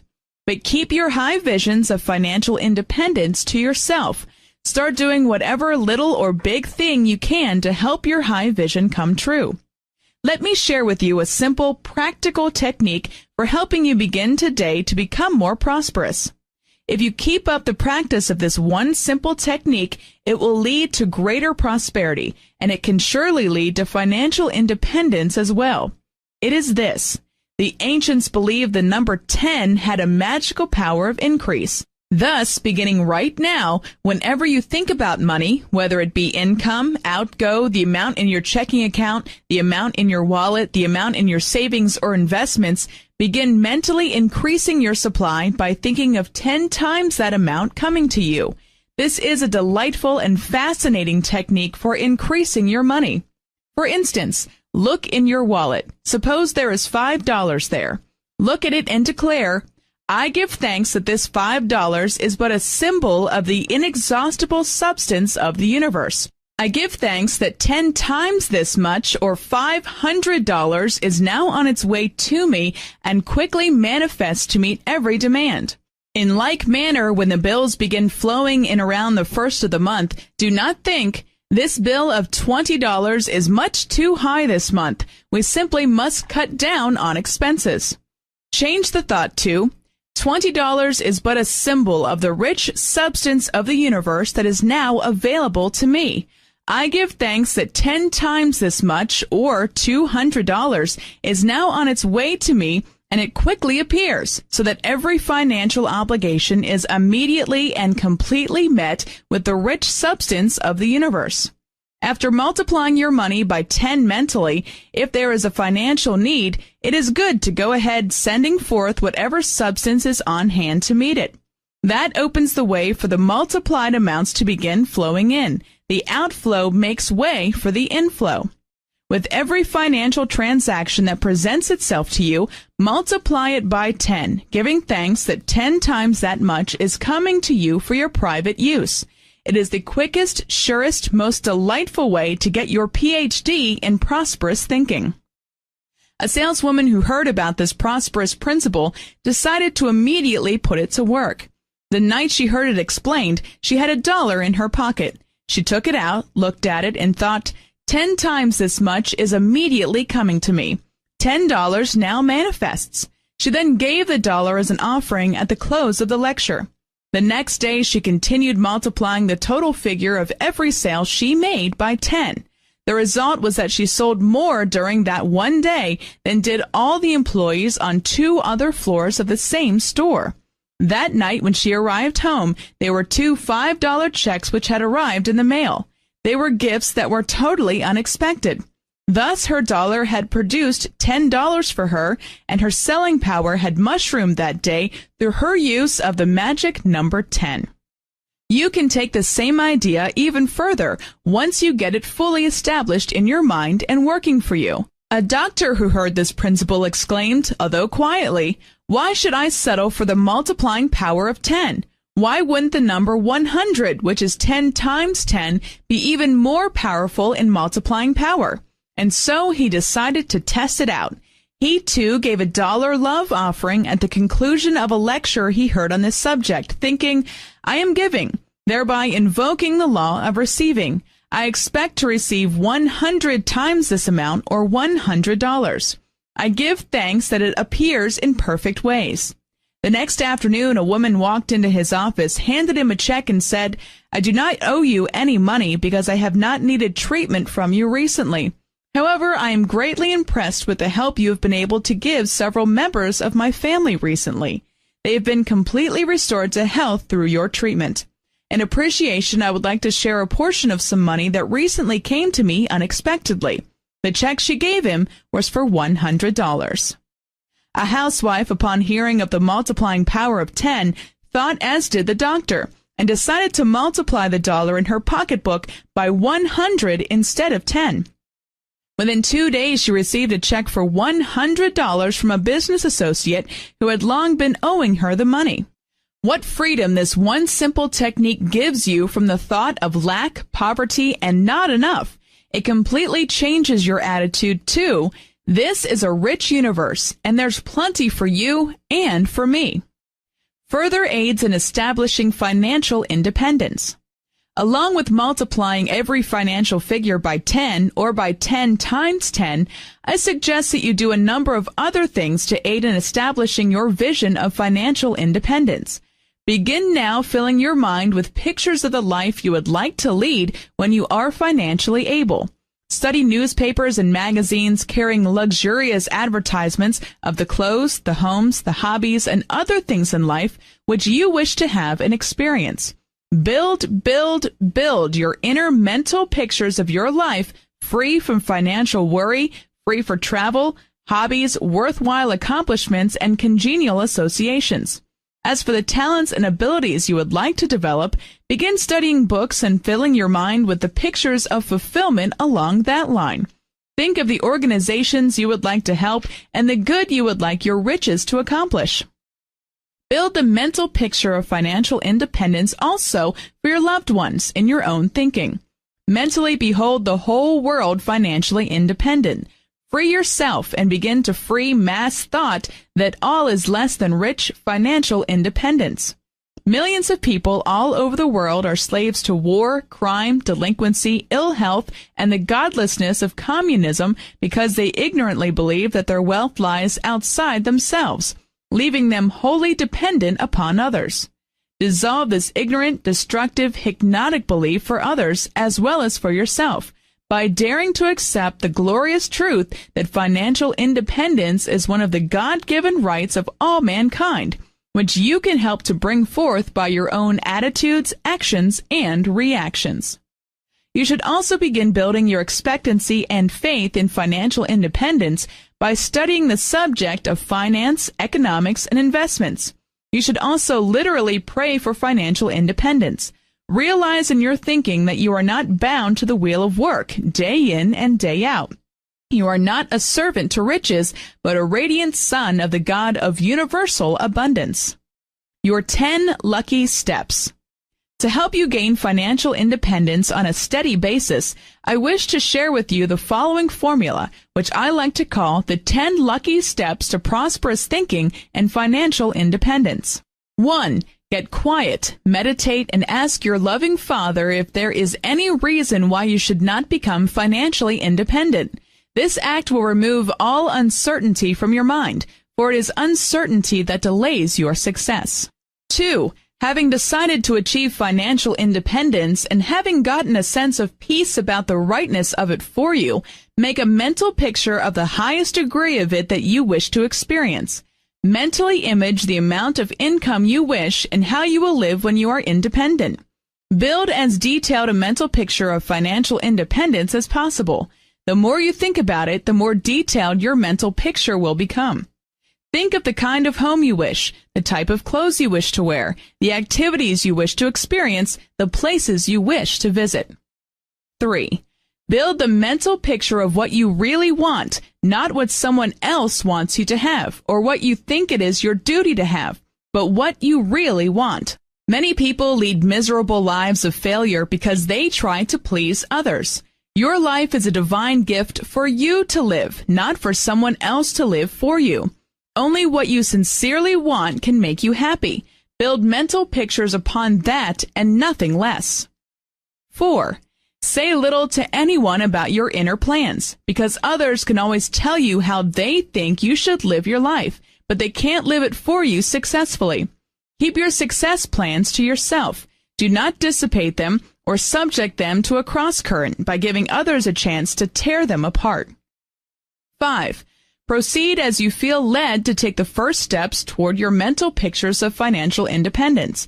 Do whatever little or big things you can to gain the feeling that you are already on the way toward it. Set a time limit and plan to achieve certain things within 6 months, others within a year, others within 2 years. Set a date when you plan to achieve complete financial independence. 6. Do not become anxious, excited, or emotionally upset if affairs do not immediately begin producing the results you desire. Do not try to force or hurry your mental image into fulfillment.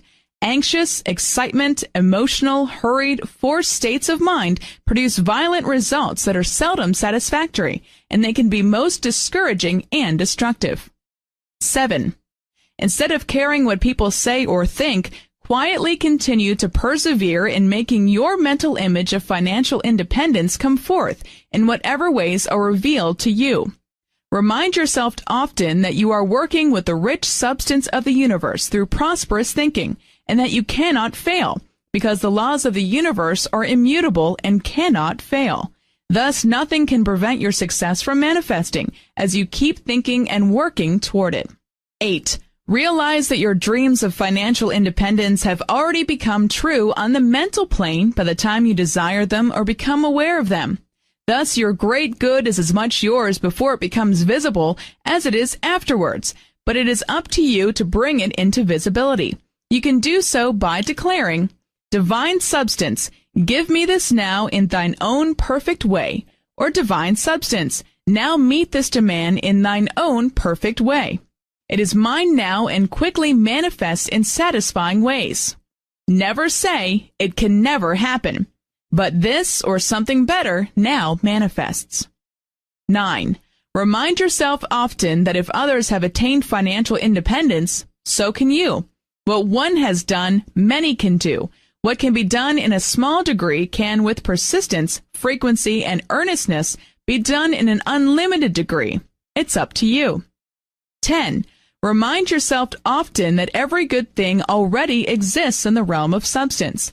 Through your high expectancy, mental images, and prosperous thought and action, you become master of the realm of substance and can bring forth whatever you wish from it. The history of the world shows that every mental demand of man has been met. Make yours now, stick to it, and you shall succeed. It may not happen overnight, yet it can. It will happen if you dare to persist in expecting, envisioning, and mentally accepting the idea of financial independence for yourself and all people. At first, it may take some effort on your part to begin believing success as prosperous thought held, every vision entertained, every rich mental picture possible for you, but the fruits of that effort will make it worth every prosperous thought held, every vision entertained, every rich mental picture you have built. Declare often, "Every day, in every way, I am becoming financially independent with the help of God. It will surely come."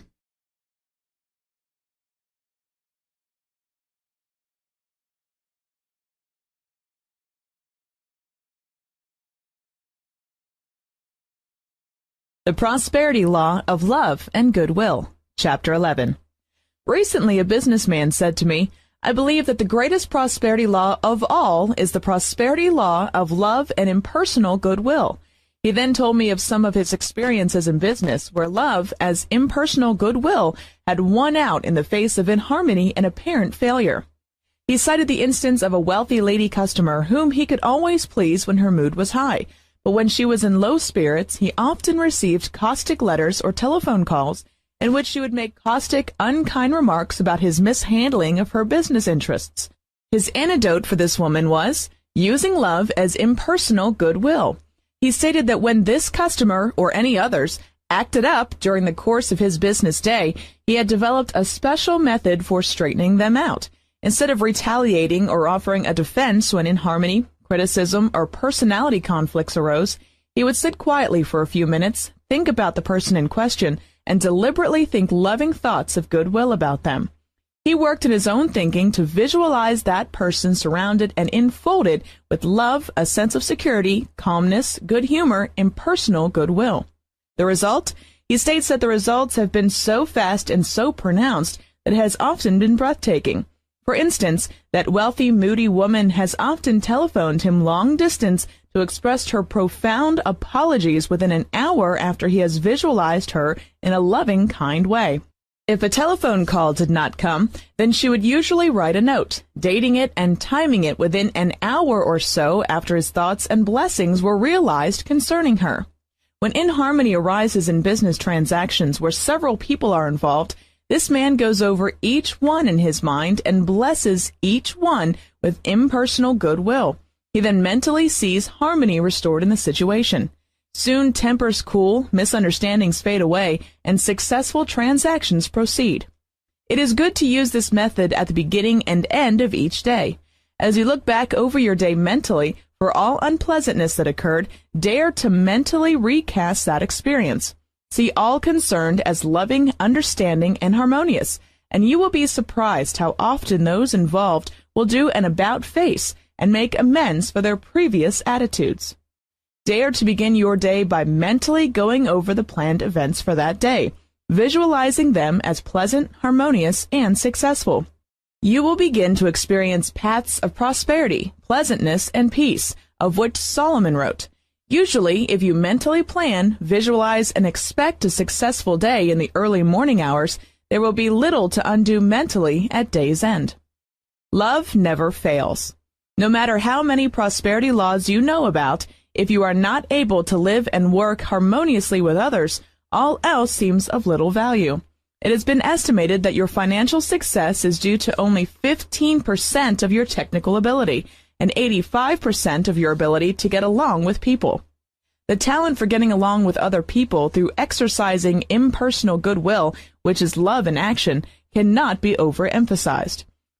Perhaps you may have wondered about the cause of firing most employees. Is it due to incompetence, tardiness, dishonesty? Personnel managers seem to agree that more than 2/3 of the people who lose their jobs do so because they cannot get along with people. Approximately 10% are discharged because of inadequate preparation for the skills needed. The rest are discharged because of personality problems. Do you wonder why impersonal goodwill and the ability to get along with others has such power? Do you wonder why it is that, unless you are able to get along with others in either a business way or at home, all your other training, abilities, and efforts are generally futile? Love has unequaled power because love is the power that unifies the whole world and everything in it. For instance, the law of gravity is love in action. Love is the equalizing, harmonizing, balancing, adjusting force that is ever at work throughout the universe. Working in these ways, love can do for you what you cannot humanly do for yourself. At Harvard University, world-renowned sociologists conducted research studies on the power of love. The university established a research center staffed with serious scientists who spent their valuable time studying the subject of love. Their findings were that love, like other good things, can be deliberately produced by human beings. According to their findings, there is no reason why we can't learn to generate love as we do other natural forces. Love is personal and impersonal. But how do you produce and generate love? First, by realizing that love is both personal and impersonal. On the personal level, you can generate love as the expression of devotion, tenderness, kindness, approval, and appreciation of those in your family and circle of close friends. Love on the impersonal level is the ability to get along with other people, or goodwill toward all others without personal attachment. For this purpose, affirm often, I love all people and all people love me, without attachment. A Chinese doctor now living in Malaya is especially interested in helping mankind to realize the impersonal power of love for solving all our ills. He has sent out over 150,000 copies of a statement about the power of love. In this statement, he invites people of all races and creeds to simply think about divine love for 5 minutes every day. He then provides a synchronizing timetable in case people in various countries wish to meditate upon divine love at the same time. That is one man's belief in the power of love for harmony, justice, and world peace. How to generate love. If you will analyze this thing called love, you will discover that life is a process of giving and receiving of love in its many phases, and that it is those individuals who are not living in the stream of love that feel its lack as difficulty in mind, body, or affairs. Through the deliberate development of love, you can get into the stream of life's goodness, as well as help others to experience it. Is it not wonderful to realize, as did the Harvard scientists, that you no longer have to look outside yourself, waiting and hoping that somehow, at some future time, perhaps love will find you? You can begin now deliberately generating love for God, for yourself, and for mankind from within your own being. By doing so, you will unfailingly draw the perfect expressions of love into your own life. I have discovered that some people feel guilty about their desire for love in its many phases, thinking they should suppress that desire. The time has come for you to realize that you should express the desire for love from within out toward God, yourself, and your fellow man. A loving Father can only do for you what he can do through you. It is through your own thoughts, feelings, and expectations that love is born. As you deliberately express love, it comes back to you multiplied. Take conscious control of your thoughts and feelings and begin now to develop an impersonal consciousness of love, knowing that it is the quickest way to solve your own problems, as well as a powerful way of helping mankind. You can do this in a very simple way. Begin spending a few minutes each day deliberately generating love. In those times, affirm, "With God's help, I am now deliberately and joyously radiating divine love to myself, my world, and to all mankind." Ask daily that divine love be made alive in you. Form the mental picture of yourself as healthy, prosperous, illuminated, harmonized, blessed, unfettered, and unbound. Quietly love that mental picture by affirming, "I let divine love now be made alive in me." In these periods when you deliberately bring alive and generate love, do so in this way. Think of love as being a radiant light that unfolds, brightens, illuminates, and uplifts you. Think of love as permeating, penetrating, and saturating your whole being. If there are dark, troublesome areas in your life, deliberately think of them as coming alive with the light of divine love and being divinely adjusted. Continue in your meditation period to pour forth the thought, feeling, and enlightened picture of love upon yourself and your world. There is no reason for feeling guilty about loving yourself. You cannot love others or radiate love outward until you love yourself and feel it within. Love begins at home within you. Psychiatry emphasizes the need for self-love and appreciation. Dare to consciously love yourself, love your life and affairs, love every little bit of good and all. In your time of generating love, particularly dare to love any part of the body that is crying out for healing. Boldly declare to it, "I love you." Dare to direct love to any situation that is in your life that seems difficult. Think of the situation and affirm, "Let divine love be made alive in thee now." When you have sufficiently gained a mental picture or satisfying feeling of the light of love flooding your whole being, you can know that you have generated and released the greatest power on earth into every phase of your mind, body, and affairs. The light of love shall shine forth as new energy, new peace of mind, new power and dominion, new poise, new beauty, new prosperity, new harmony, indeed as new good in every phase of your life. Turning on love brings practical results. The Harvard scientists also discovered that you can actually bombard people, situations, and conditions with love, thereby producing miraculous changes. They predicted that turning on love might soon become a universal prescription for healing the world's ills. There is a practical result-getting power in generating and turning on love. A friend recently spoke of witnessing her complexion clean up after daily thinking of it in meditation, and gently loving it with the thought of beauty and radiance. Her skin is now radiantly clean and beautiful. A lecturer recently spoke of feeling fatigued during a lecture series. Then he remembers to love his body in his meditation periods, and it quickly responded with new life, energy, and vitality.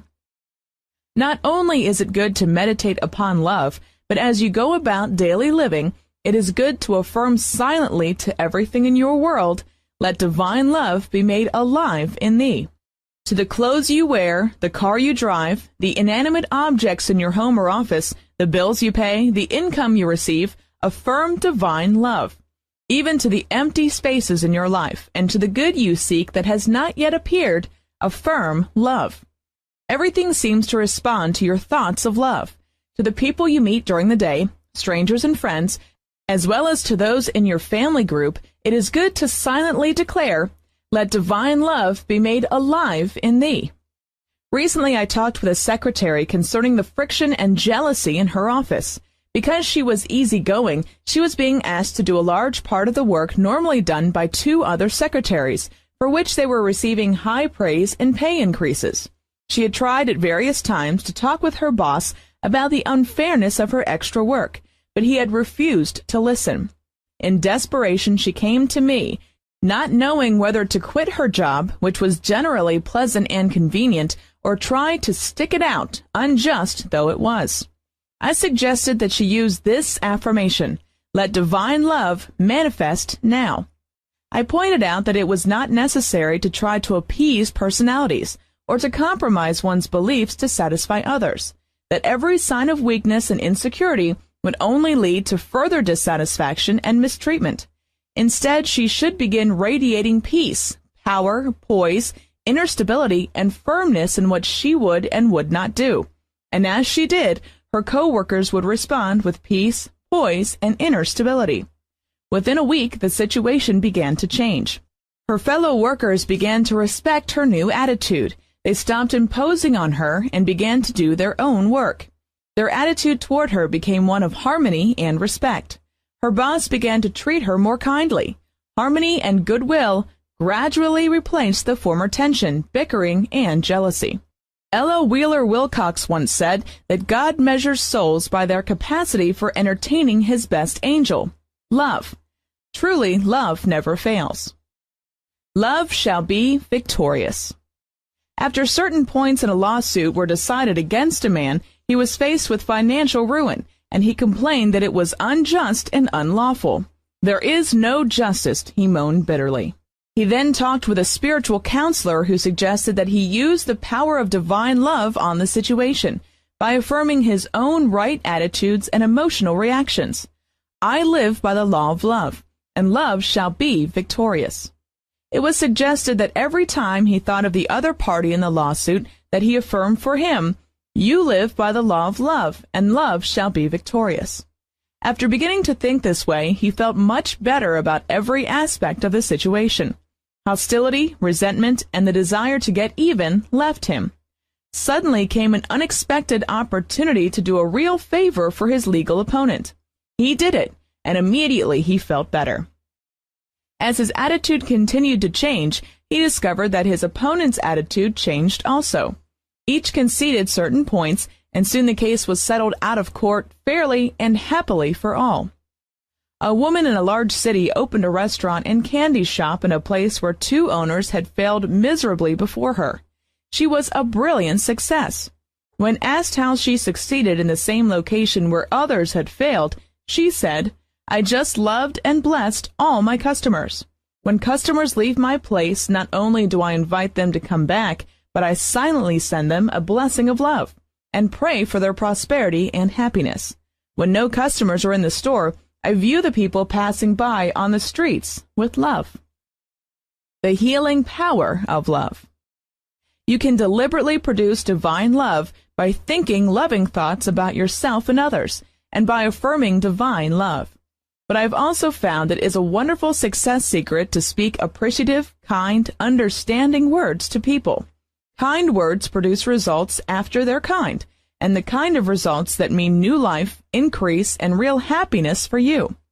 A businessman was hospitalized with a very high fever, which medical remedies did not seem to reduce. This man was reported to have a heart condition of long standing, and it was assumed that it had actively reappeared. A friend who knew of the healing power of love visited him in the hospital. He soon realized that this man felt greatly unloved because of some tangled relationships in his life. The friend dared to say to this patient, "God loves you. God is guiding you. God is showing you the way. You are greatly loved by God and man." Together they affirmed that God's love was doing its perfect work in this man's mind, body, and affairs. Suddenly, an intense feeling of heat passed through the sick man's body, and then it left him. The high fever was gone. Later, his physician declared that his heart seemed fine again. Today, he is in the finest health ever, and the ointment of love has smoothed out his previously tangled family relationships as well.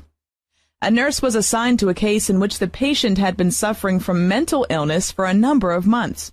Shock treatments and drugs had been administered, but had not cleared up her condition. Finally, it was suggested that perhaps a complete rest might be helpful. The patient was taken to her summer home on the coast. The private nurse assigned to her case had learned about generating love to others. Immediately, this nurse began daily meditating upon her patient, as loving, kind, whole, well, and completely happy again. When she accompanied the patient to the beach and into the water, she would think of her as being immersed in God's healing love.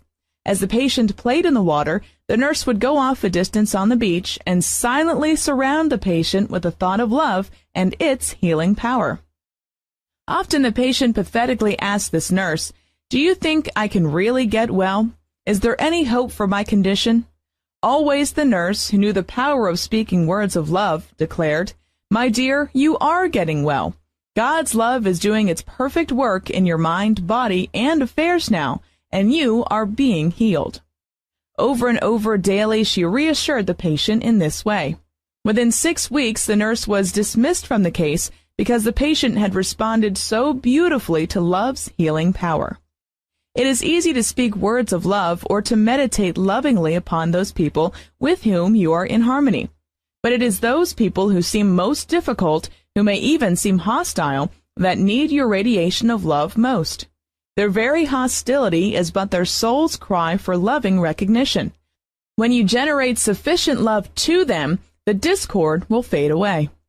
Shoot them in the back with love. A businessman told me that he has a special way of radiating love. In his work as a government employee, his job is to meet the public, handle their complaints, and make things right for them and for his employer, Uncle Sam. The only thing he has to do is keep everybody satisfied. For anyone else, it might seem impossible. But this man has learned that love never fails. He meets the public with a smile, no matter what they do. He continues to be courteous and kind, no matter what they say. All the time, he silently affirms, divine love is in control and all is well. When people with problems leave him, he says that is when he really lets them have it. He declares, "I shoot them in the back with love." Does it pay to shoot people in the back with love? This man claims that the attitude and behavior of many complainants who came to his office seemed to change markedly as he affirmed divine love. I can vouch that this government employee must be successful, because recently a businessman came to me and said, "I would surely like to know Mr. Black's success secret. He always seems so happy and calm, and yet he has one of the most difficult jobs in this town." He was delighted when I told him that I knew this man's success secret was to shoot people in the back with love. I had the feeling, from the look in his eye, that he went forth to do likewise. Love protects. A woman in Kansas City protected herself from assault by speaking loving words. One night she was walking down a dark street near the old Unity Society building on Tracy Avenue when a man stepped out of the shadows and put a gun in her ribs, saying, "Give me your purse or I'll plug you." She turned and looked him right in the face and said, "You can't harm me because you are God's child and I love you." After twice repeating this threat, each time getting the same reply, he finally shook his head, mumbled something about this crazy woman, dropped his gun, and fled. This woman met an extreme situation in an extreme way, through the expression of love. Invoke love impersonally. But you should not go around saying to people outside your family group, "I love you."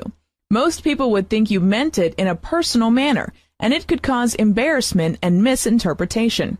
I know of a professional man who made the mistake of telling a number of his lady clients, "I love you," and he's still trying to explain that he meant to their husbands.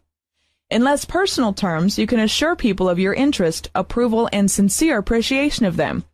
Kindness and courtesy are always in good taste. In such impersonal ways, you can radiate love as goodwill to others. A public relations director for a worldwide insurance company recently told me that, in his work with hundreds of employees, he had found that their greatest need is kindness. He believes that you can satisfy the need for kindness in others just by being decent to them. Write out statements of love. Along with meditation upon love, affirming love, and speaking words of love, it is good to write out statements of love as a method of generating it. A lady once heard that a former friend was viciously gossiping about her. The criticism was severe and unwarranted. A number of people were being telephoned and visited in an effort to cause this lady to lose her job. When she learned of the negative activities which were spreading, she began to affirm that divine love was at work in the situation. Soon a friend who had just learned of further critical comments insisted to her, "This situation must be stopped. You must take action." All afternoon this lady sat quietly and wrote over and over, "Divine love is doing its perfect work in this situation now, and all is well." That is the only action she took. Within a few days she received a gift from the woman who had severely criticized her, along with a note expressing words of love and appreciation for her. Divine love had turned the tide. The deliberate radiating of divine love is especially helpful concerning the little things in life that can be quite irritating. A series of little things, little events, little changes often mold your day and your world. When you master them, you are approaching mastery of your life. Personal expressions of love are important. We have mentioned a number of ways to generate and radiate love in the impersonal phases of life, but let us not overlook the fact that personal aspects of love need to be expressed regularly in every family. Psychologists tell us that everyone needs to feel loved, appreciated, and important. It is a basic need of all mankind. Often those troublesome situations at home, in the family group, result from lack of love being expressed on a personal basis. For instance, I recently asked a lady who was having trouble in her marriage, "When was the last time you looked at your husband straight in the eye and sincerely declared to him, 'I love you and I think you're wonderful'?" Startled, she replied, "You mean I have to talk like that to save my marriage?" I found myself saying, "Well, isn't that the way you got your husband in the first place?" Wives should make their husbands feel important and needed. I have counseled with businessmen who were involved with other women. To my question, "Why are you seeing another woman since you have a lovely wife and a wonderful home?" the usual reply was, "The other woman makes me feel important and needed, but my wife doesn't." Sex, an important expression of love. The sexual relationship in marriage is also an important way of expressing love. Indeed, when rightly understood, sex is a vital part of the holy sacrament of marriage. In its fullest meaning, sex is beautiful beyond compare. The expression of sex in marriage can deeply enhance the bond of love. Express love to children. Children, as well as adults, need to feel wanted and appreciated. Recently, a 7th grade science teacher made an interesting experiment with the 12 and 13-year-old students in her class. She gave 190 boys and girls slips on paper, which she asked them anonymously to write out their greatest problems in life. She read most of their answers to me. One 12-year-old boy wrote, "My brother is a teenager, and all of his friends are teenagers who constantly pick on me. My problem is that I am allergic to teenagers. What can I do about it?" Another student wrote, "My mother and father give me everything I want in the way of clothes, money, and gifts, but they never have time to talk or visit with me. My friends say that I am very fortunate to have such generous parents, but I would much rather have more of their time and less of their money." In counseling parents about their so-called problem children, one quickly discovers that often the parent's attitude towards the child is the problem. A change of attitude on the part of the parent toward the child is often all that is needed to bring about a happy relationship. In a recent conversation, a very successful businessman seemed quite troubled about his nonconformist teenage son. This man had 2 sons, one of whom had grown up to be all that his father had desired as a loving, obedient individual. The other son had simply refused to be molded to his father's opinion of the type of person he should be. This younger son possessed a highly creative nature and was interested in the world of art, music, and writing. However, the father had condemned these artistic talents in his son rather than recognizing that they were God-given.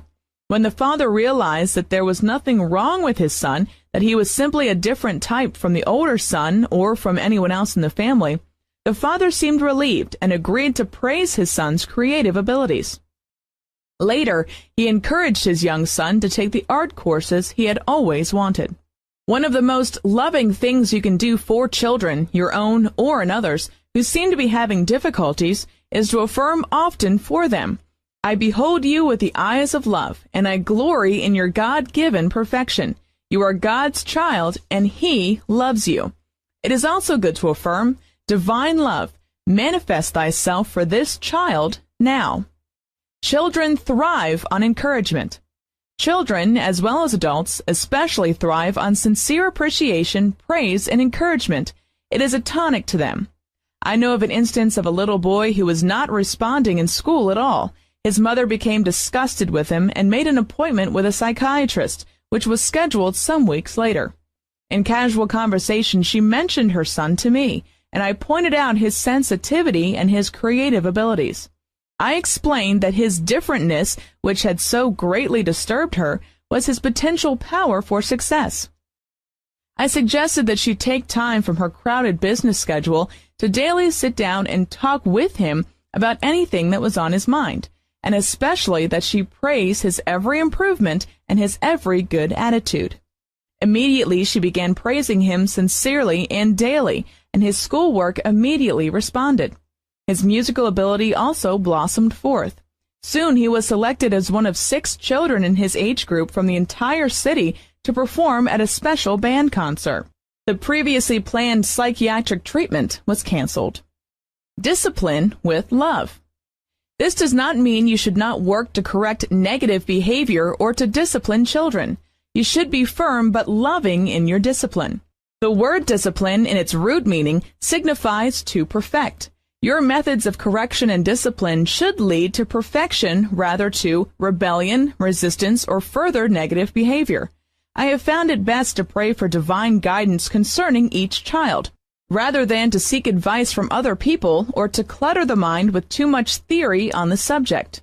Parents have long believed that they personally had the difficult task of training their children by engrafting knowledge onto them from the outside, which they felt would equip their children for adult living. When you attempt to rear children from this standpoint alone, it can prove difficult and disappointing for all concerned. Intellectual education has its place, but it is only a part of the child's real education and development. The word educate truly means to draw out that which innately exists within. Dr. Emily Cady has written, "God as infinite love lies within every human being, only waiting to be led forth into manifestation. This is true education." Another way to love children is to teach them that God never intended them to fail or to be in lack. I know of one family group in which the children are developing real self-confidence because their parents constantly tell them they can succeed and that failure is not necessary. These children are gathered together at bedtime for their prayers. Along with the usual prayers for children, these parents also affirm prosperity statements with their children. They are absorbing the idea of wealth and prosperity as their natural right. Every gift that comes to them is received as a prosperity gift. Every item of clothing becomes their prosperity clothes. Small wonder that these children are constantly attracting gifts and prosperity to them. Begin where you are, expressing love. Remember that love functions on both the personal and impersonal phases of life. If there seems to be a lack of love in your personal life, you can be assured that you will experience love in that department when you persevere in rendering love impersonally as service and goodwill. If love seems to be missing in the impersonal phases of your life, you can be assured that you will experience understanding, happiness, and success there when you persevere in using God's love in your personal life and relationships. Begin where you are, with the love now operating in your life. Bless it. Give thanks for it in either the personal department of your life as happy family relationships or in the impersonal phases of your life as job success. As you give thanks for every small and large expression of love in your life, you release its multiplying power, which can fill every void. Charles Fillmore commented on the power of love as follows: "You may trust love to get you out of your difficulties. There is nothing too hard for it to accomplish for you if you put your confidence in it." Promise yourself now that you will also begin to deliberately generate God's love to yourself, to family, and to all mankind. As you do, your problems will turn into solutions, and your prosperity will multiply. You can bring this to pass by affirming often, "Divine love foresees everything and richly provides everything now. The perfect results of divine love now appear."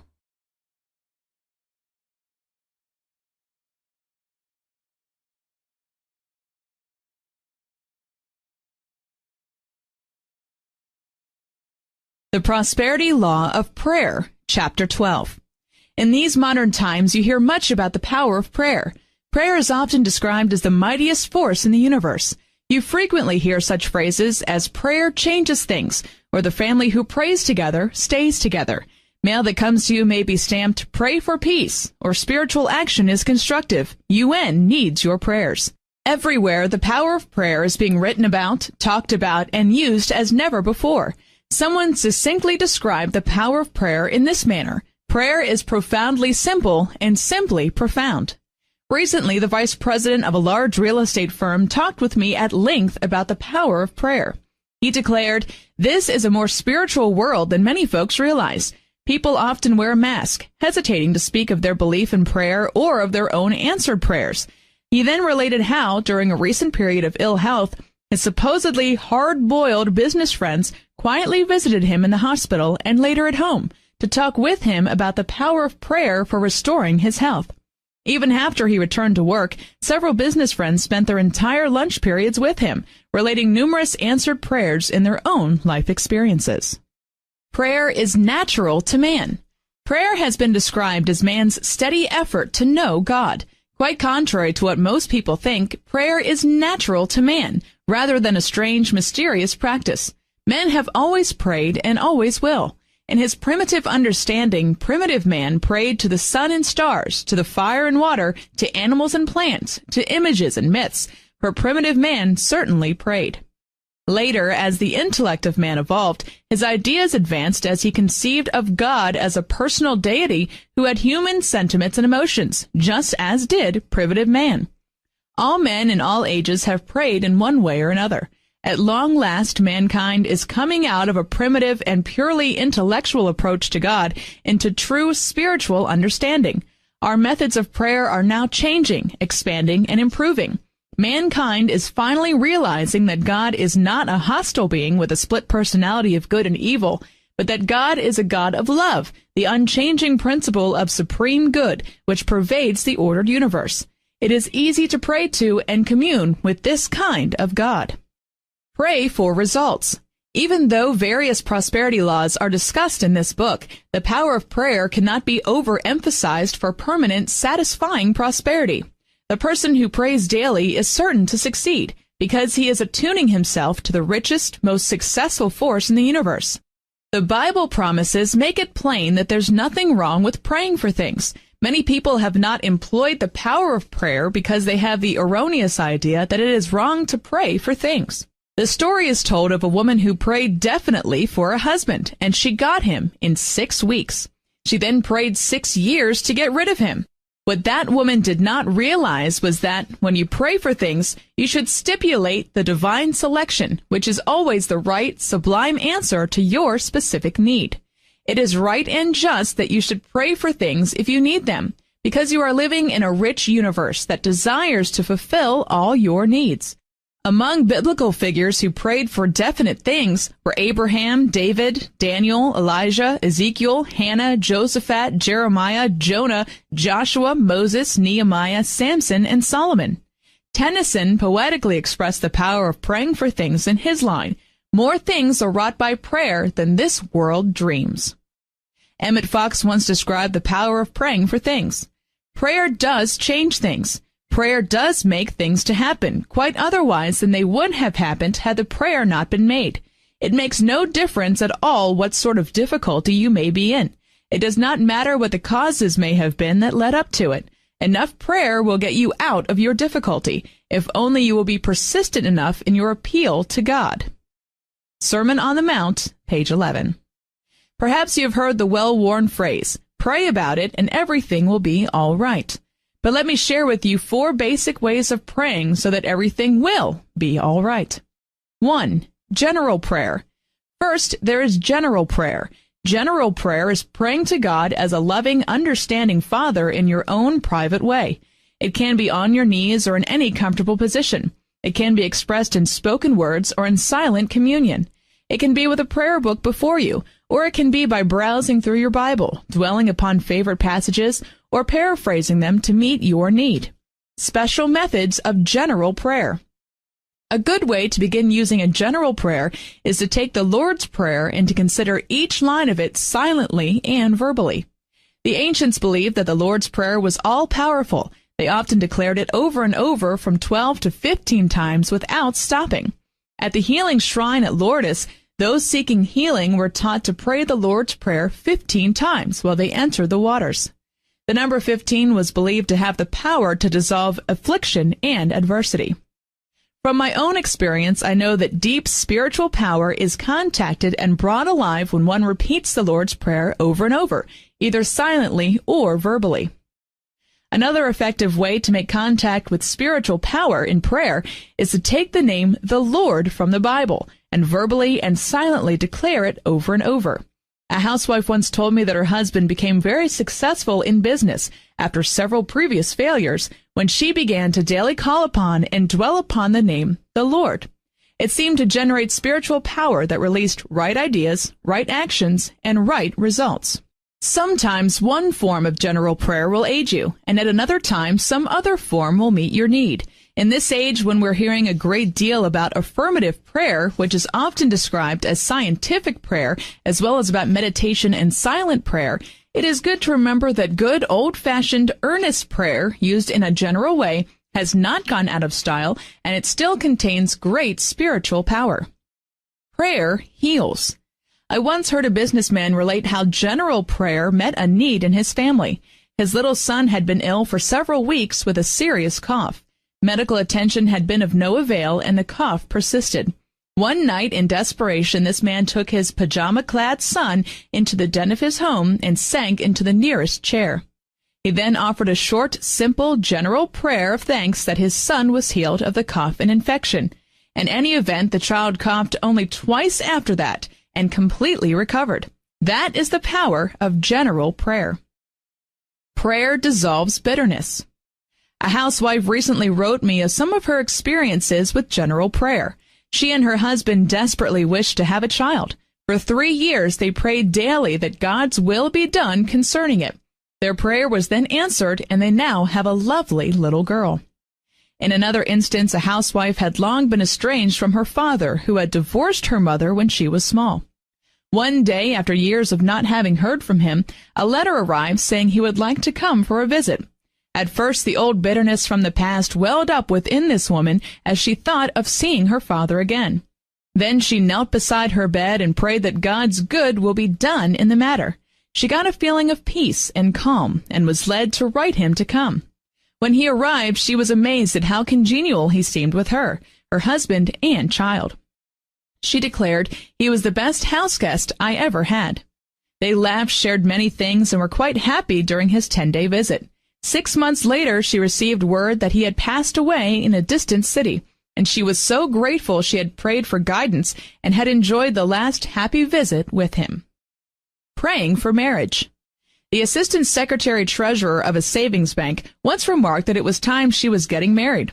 She was an attractive person who had many friends and enjoyed a wide range of activities, but she just never had met the right man. The janitor heard her remark and informed her that it was quite possible for her to meet the right person and to marry happily.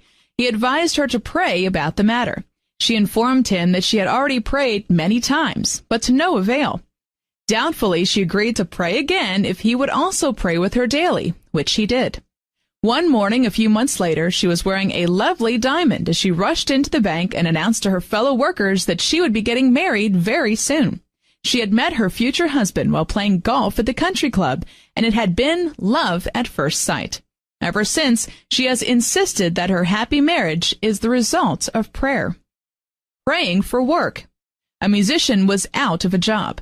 The band with which he worked had been asked to go to Florida. Upon arrival there, the job promised them did not materialize, and they were stranded. This musician prayed a general prayer that God's good will be done in the matter. One day, he and the other members of the band were at the union headquarters hoping something would turn up when their agent telephoned from New York and said he had located a job for them in Texas. No one else in the group knew that this musician believed in and practiced the power of prayer.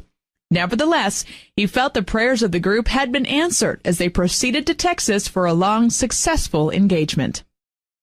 Praying for protection. A housewife was in her farmhouse in a dense forest area. While her husband was away on a business trip, a great forest fire arose and raged all around her property. As the fire surrounded her, she could not leave to notify her husband, who was traveling between 2 points and could not be reached anyway. So she prayed, "Father, it's up to you to save me and our house and property. There's nothing I can do." She then released the matter, went to bed for the night, and slept well. The next morning she awoke early to find only a few stumps still burning here and there. Upon investigation, she realized that the fire had burned right up to her property lines and had stopped. It seemed a miracle. Later in the day, when a forest ranger arrived, he said, "There's only one explanation for this. You must have been praying." Prayer is dynamic. Now perhaps you are thinking just now, as did once my son. A friend met him on the street and asked him about me. He replied that I was fine, with one exception. There's just one thing wrong with my mother. Alarmed, the friend inquired what was wrong. The emphatic reply was, "She prays too much." The friend then asked, "Does anything happen when your mother prays?" To which he replied, "Oh yes, something always happens when my mother prays." If you feel that perhaps your prayer experience has not been satisfying or powerful, and that nothing much happened as a result of your prayers, perhaps it is because you would like to develop more specific types of prayer than general prayer. 2. Prayers of denial. The second type of prayer is one little known or understood. It is the prayer of denial. Many people cringe at the word denial, believing that its only meaning is to take away or withhold. But the word deny also means to dissolve, to erase or be free from, to refuse to accept as true or right that which is reported to be true. Prayers of denial are for the latter purpose, to refuse to accept as necessary, true, lasting, or right anything which is not satisfying or good. Prayers of denial are your no prayers. They help you to reject things as they are and to dissolve your negative thoughts about them and make way for something better. Prayers of denial help you to erase, to be free from less than the best in your life. Prayers of denial are expressed in those attitudes that think, "I will not put up with or tolerate this experience as necessary, lasting, or right. I refuse to accept things as they are. I am God's child, and I will accept nothing but His complete goodness for me." Mankind greatly needs to use prayers of denial or no prayers. So many people lead a pygmy existence of fear, compromise, and dissatisfaction when they might be enjoying a life of gigantic good, if they only knew how to say no to less than the best of their experiences. It is good to follow up thoughts of what you don't want with what you do want. After claiming, "No, I will not accept this," you should add, "Yes, I will accept this," or something better.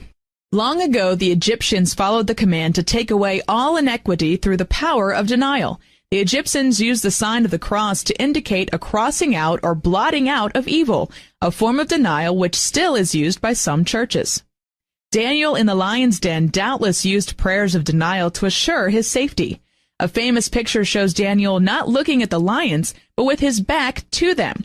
He is shown looking out of the window toward Jerusalem. When the king inquired why Daniel had not been torn to pieces by the lions, Daniel declared, "My God sent his angel and shut the mouths of the lions, and they have not hurt me." How to dissolve fear, worry, tension.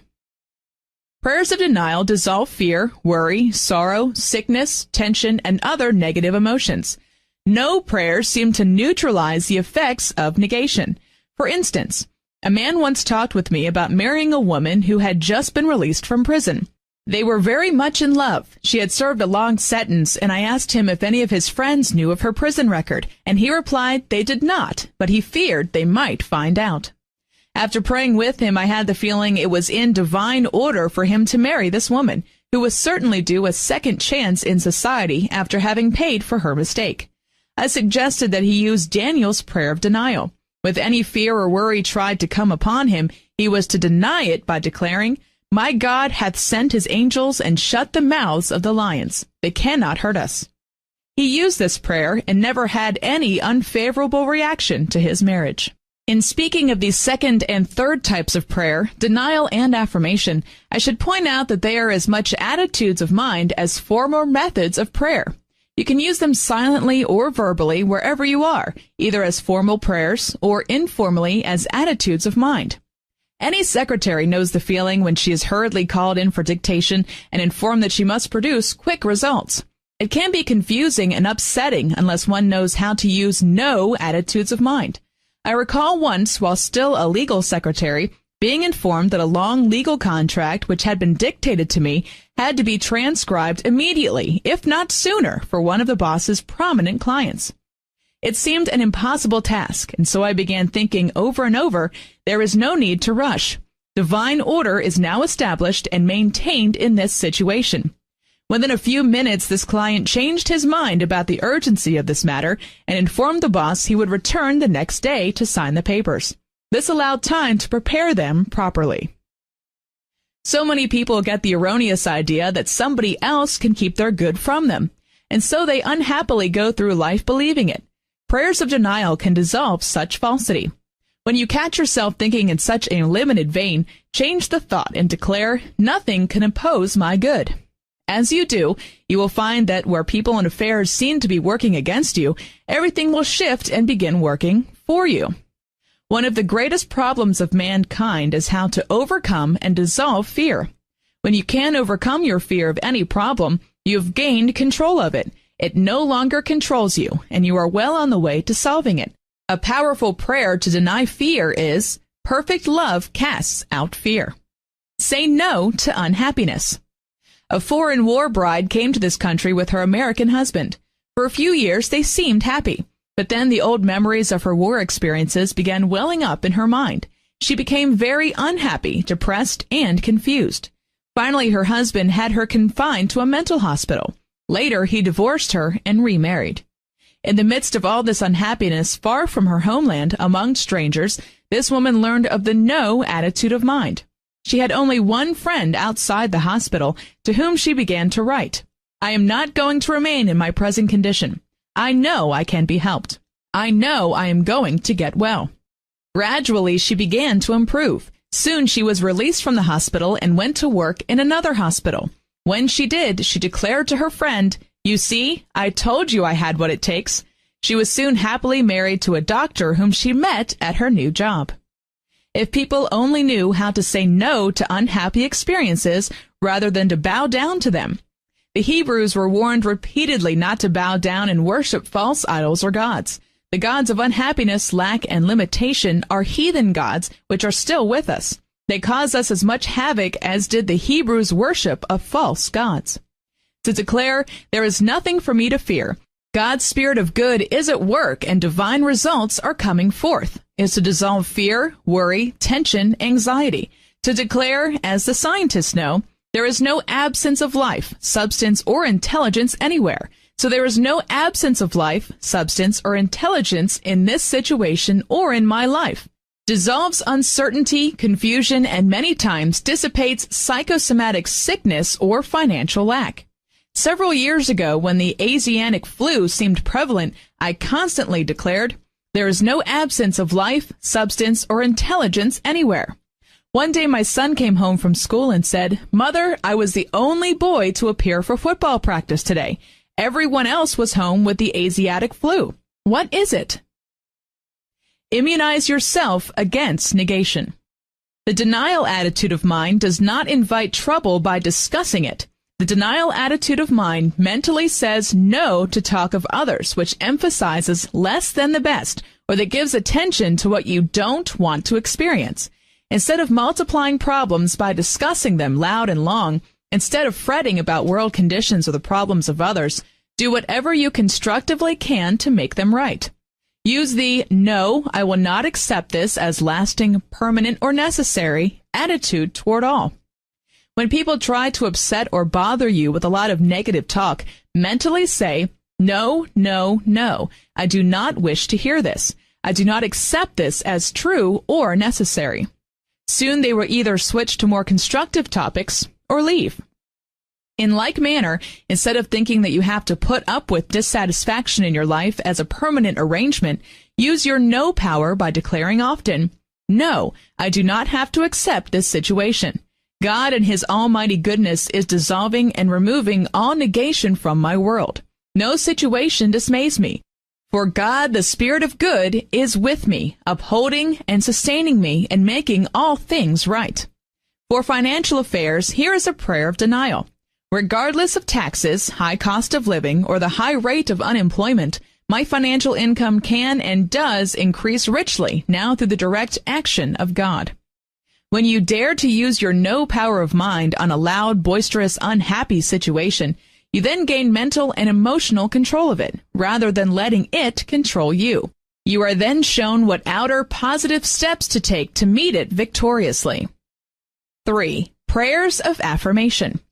The third type of prayer affirmations should be used with denials. When you use denials, you erase, dissolve, liquidate. You then wish to make firm new good, which is done through affirmative prayers. A traveling salesman once told me how he did this. He had been heavily in debt and had attempted to get a loan from a bank to pay off his debts. Because he lacked adequate security, he had not been able to obtain a loan. In desperation, he decided to say no to his indebtedness and yes to prosperity. So he constantly affirmed, "God prospers me now." Within a few days after he began declaring this, he made the largest sale he had ever made, after which he was able to pay off all his debts with ample supply left over. Affirmative prayer is fully discussed in Chapter 6, The Prosperity Law of Command. 4. Prayers of meditation and silence. The fourth type of prayer is the prayer of meditation and silence.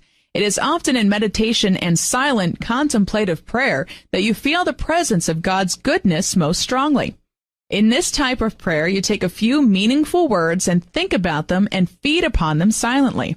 As you think about them and contemplate them, they grow in your mind as expanded ideas that move you to right action, or perhaps as peaceful assurance that all is well and no action is needed.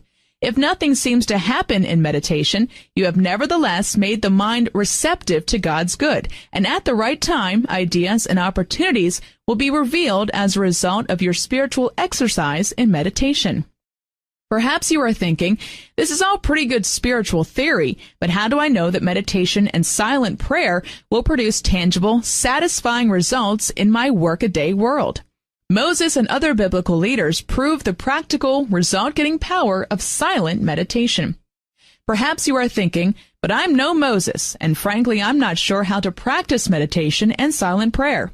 The truth is that you meditate whether you've been aware of it or not. Everyone does. The word meditate means to think about, contemplate, or consider deeply and continuously. How to meditate? Whatever you think about constantly is the subject of your meditation. In silent prayer, it is good to meditate upon the divine solution of any problem. You can begin by just taking the term divine solution and letting the thought grow in your mind.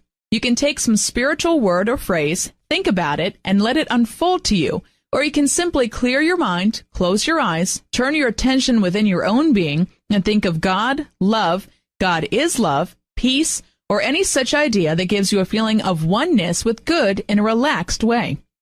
I often go into silent meditation to get guidance or the feeling of renewal, uplift, encouragement, and new energy. If I retire to my room for silent meditation around dinner time after a busy day, I find that after about a half hour of silent meditation, I become renewed and ready for an evening of further work or other activity. Someone has said that prayer feeds. I can affirm that meditation feeds me emotionally with a sense of harmony, uplift, and peace. That meditation feeds me intellectually with new ideas, or often flashes into my mind something I need to know about a current situation. And that meditation feeds me physically with a sense of body renewal, new energy, and well-being, dissolving fatigue and tension. Meditation solves problems. It is through silent meditation that I often plan my days, my lectures, my writing. It is not necessary to be highly developed spiritually to use the power of silent meditation efficiently. I use the power of meditation often while in the business world. Some of the most thrilling results are realized when we take up a problem, sit alone, and meditate as follows. The divine solution is a sublime solution. I accept and claim the divine solution to this situation now. Gently let your mind expand on that thought. The fear energy spent in worry and battling with the problem will then be transmuted into faith energy, giving you the right ideas and the right answer. Always, when you have a problem, if you go into silent meditation and contemplate the solution from a divine standpoint, you will be shown what to do. An engineering executive once told me that he uses this method. When his men run into difficulty on an engineering project, he privately takes the problem, goes into his study, silently meditates upon it from a divine standpoint, and inevitably receives the solution.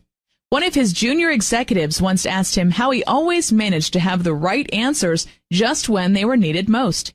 When he explained his simple method, the junior executive skeptically declared, "You mean you just meditate upon the solution rather than fight the problem?"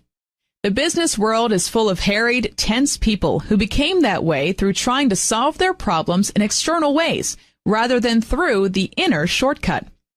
Everyone should take time daily for quiet and meditation.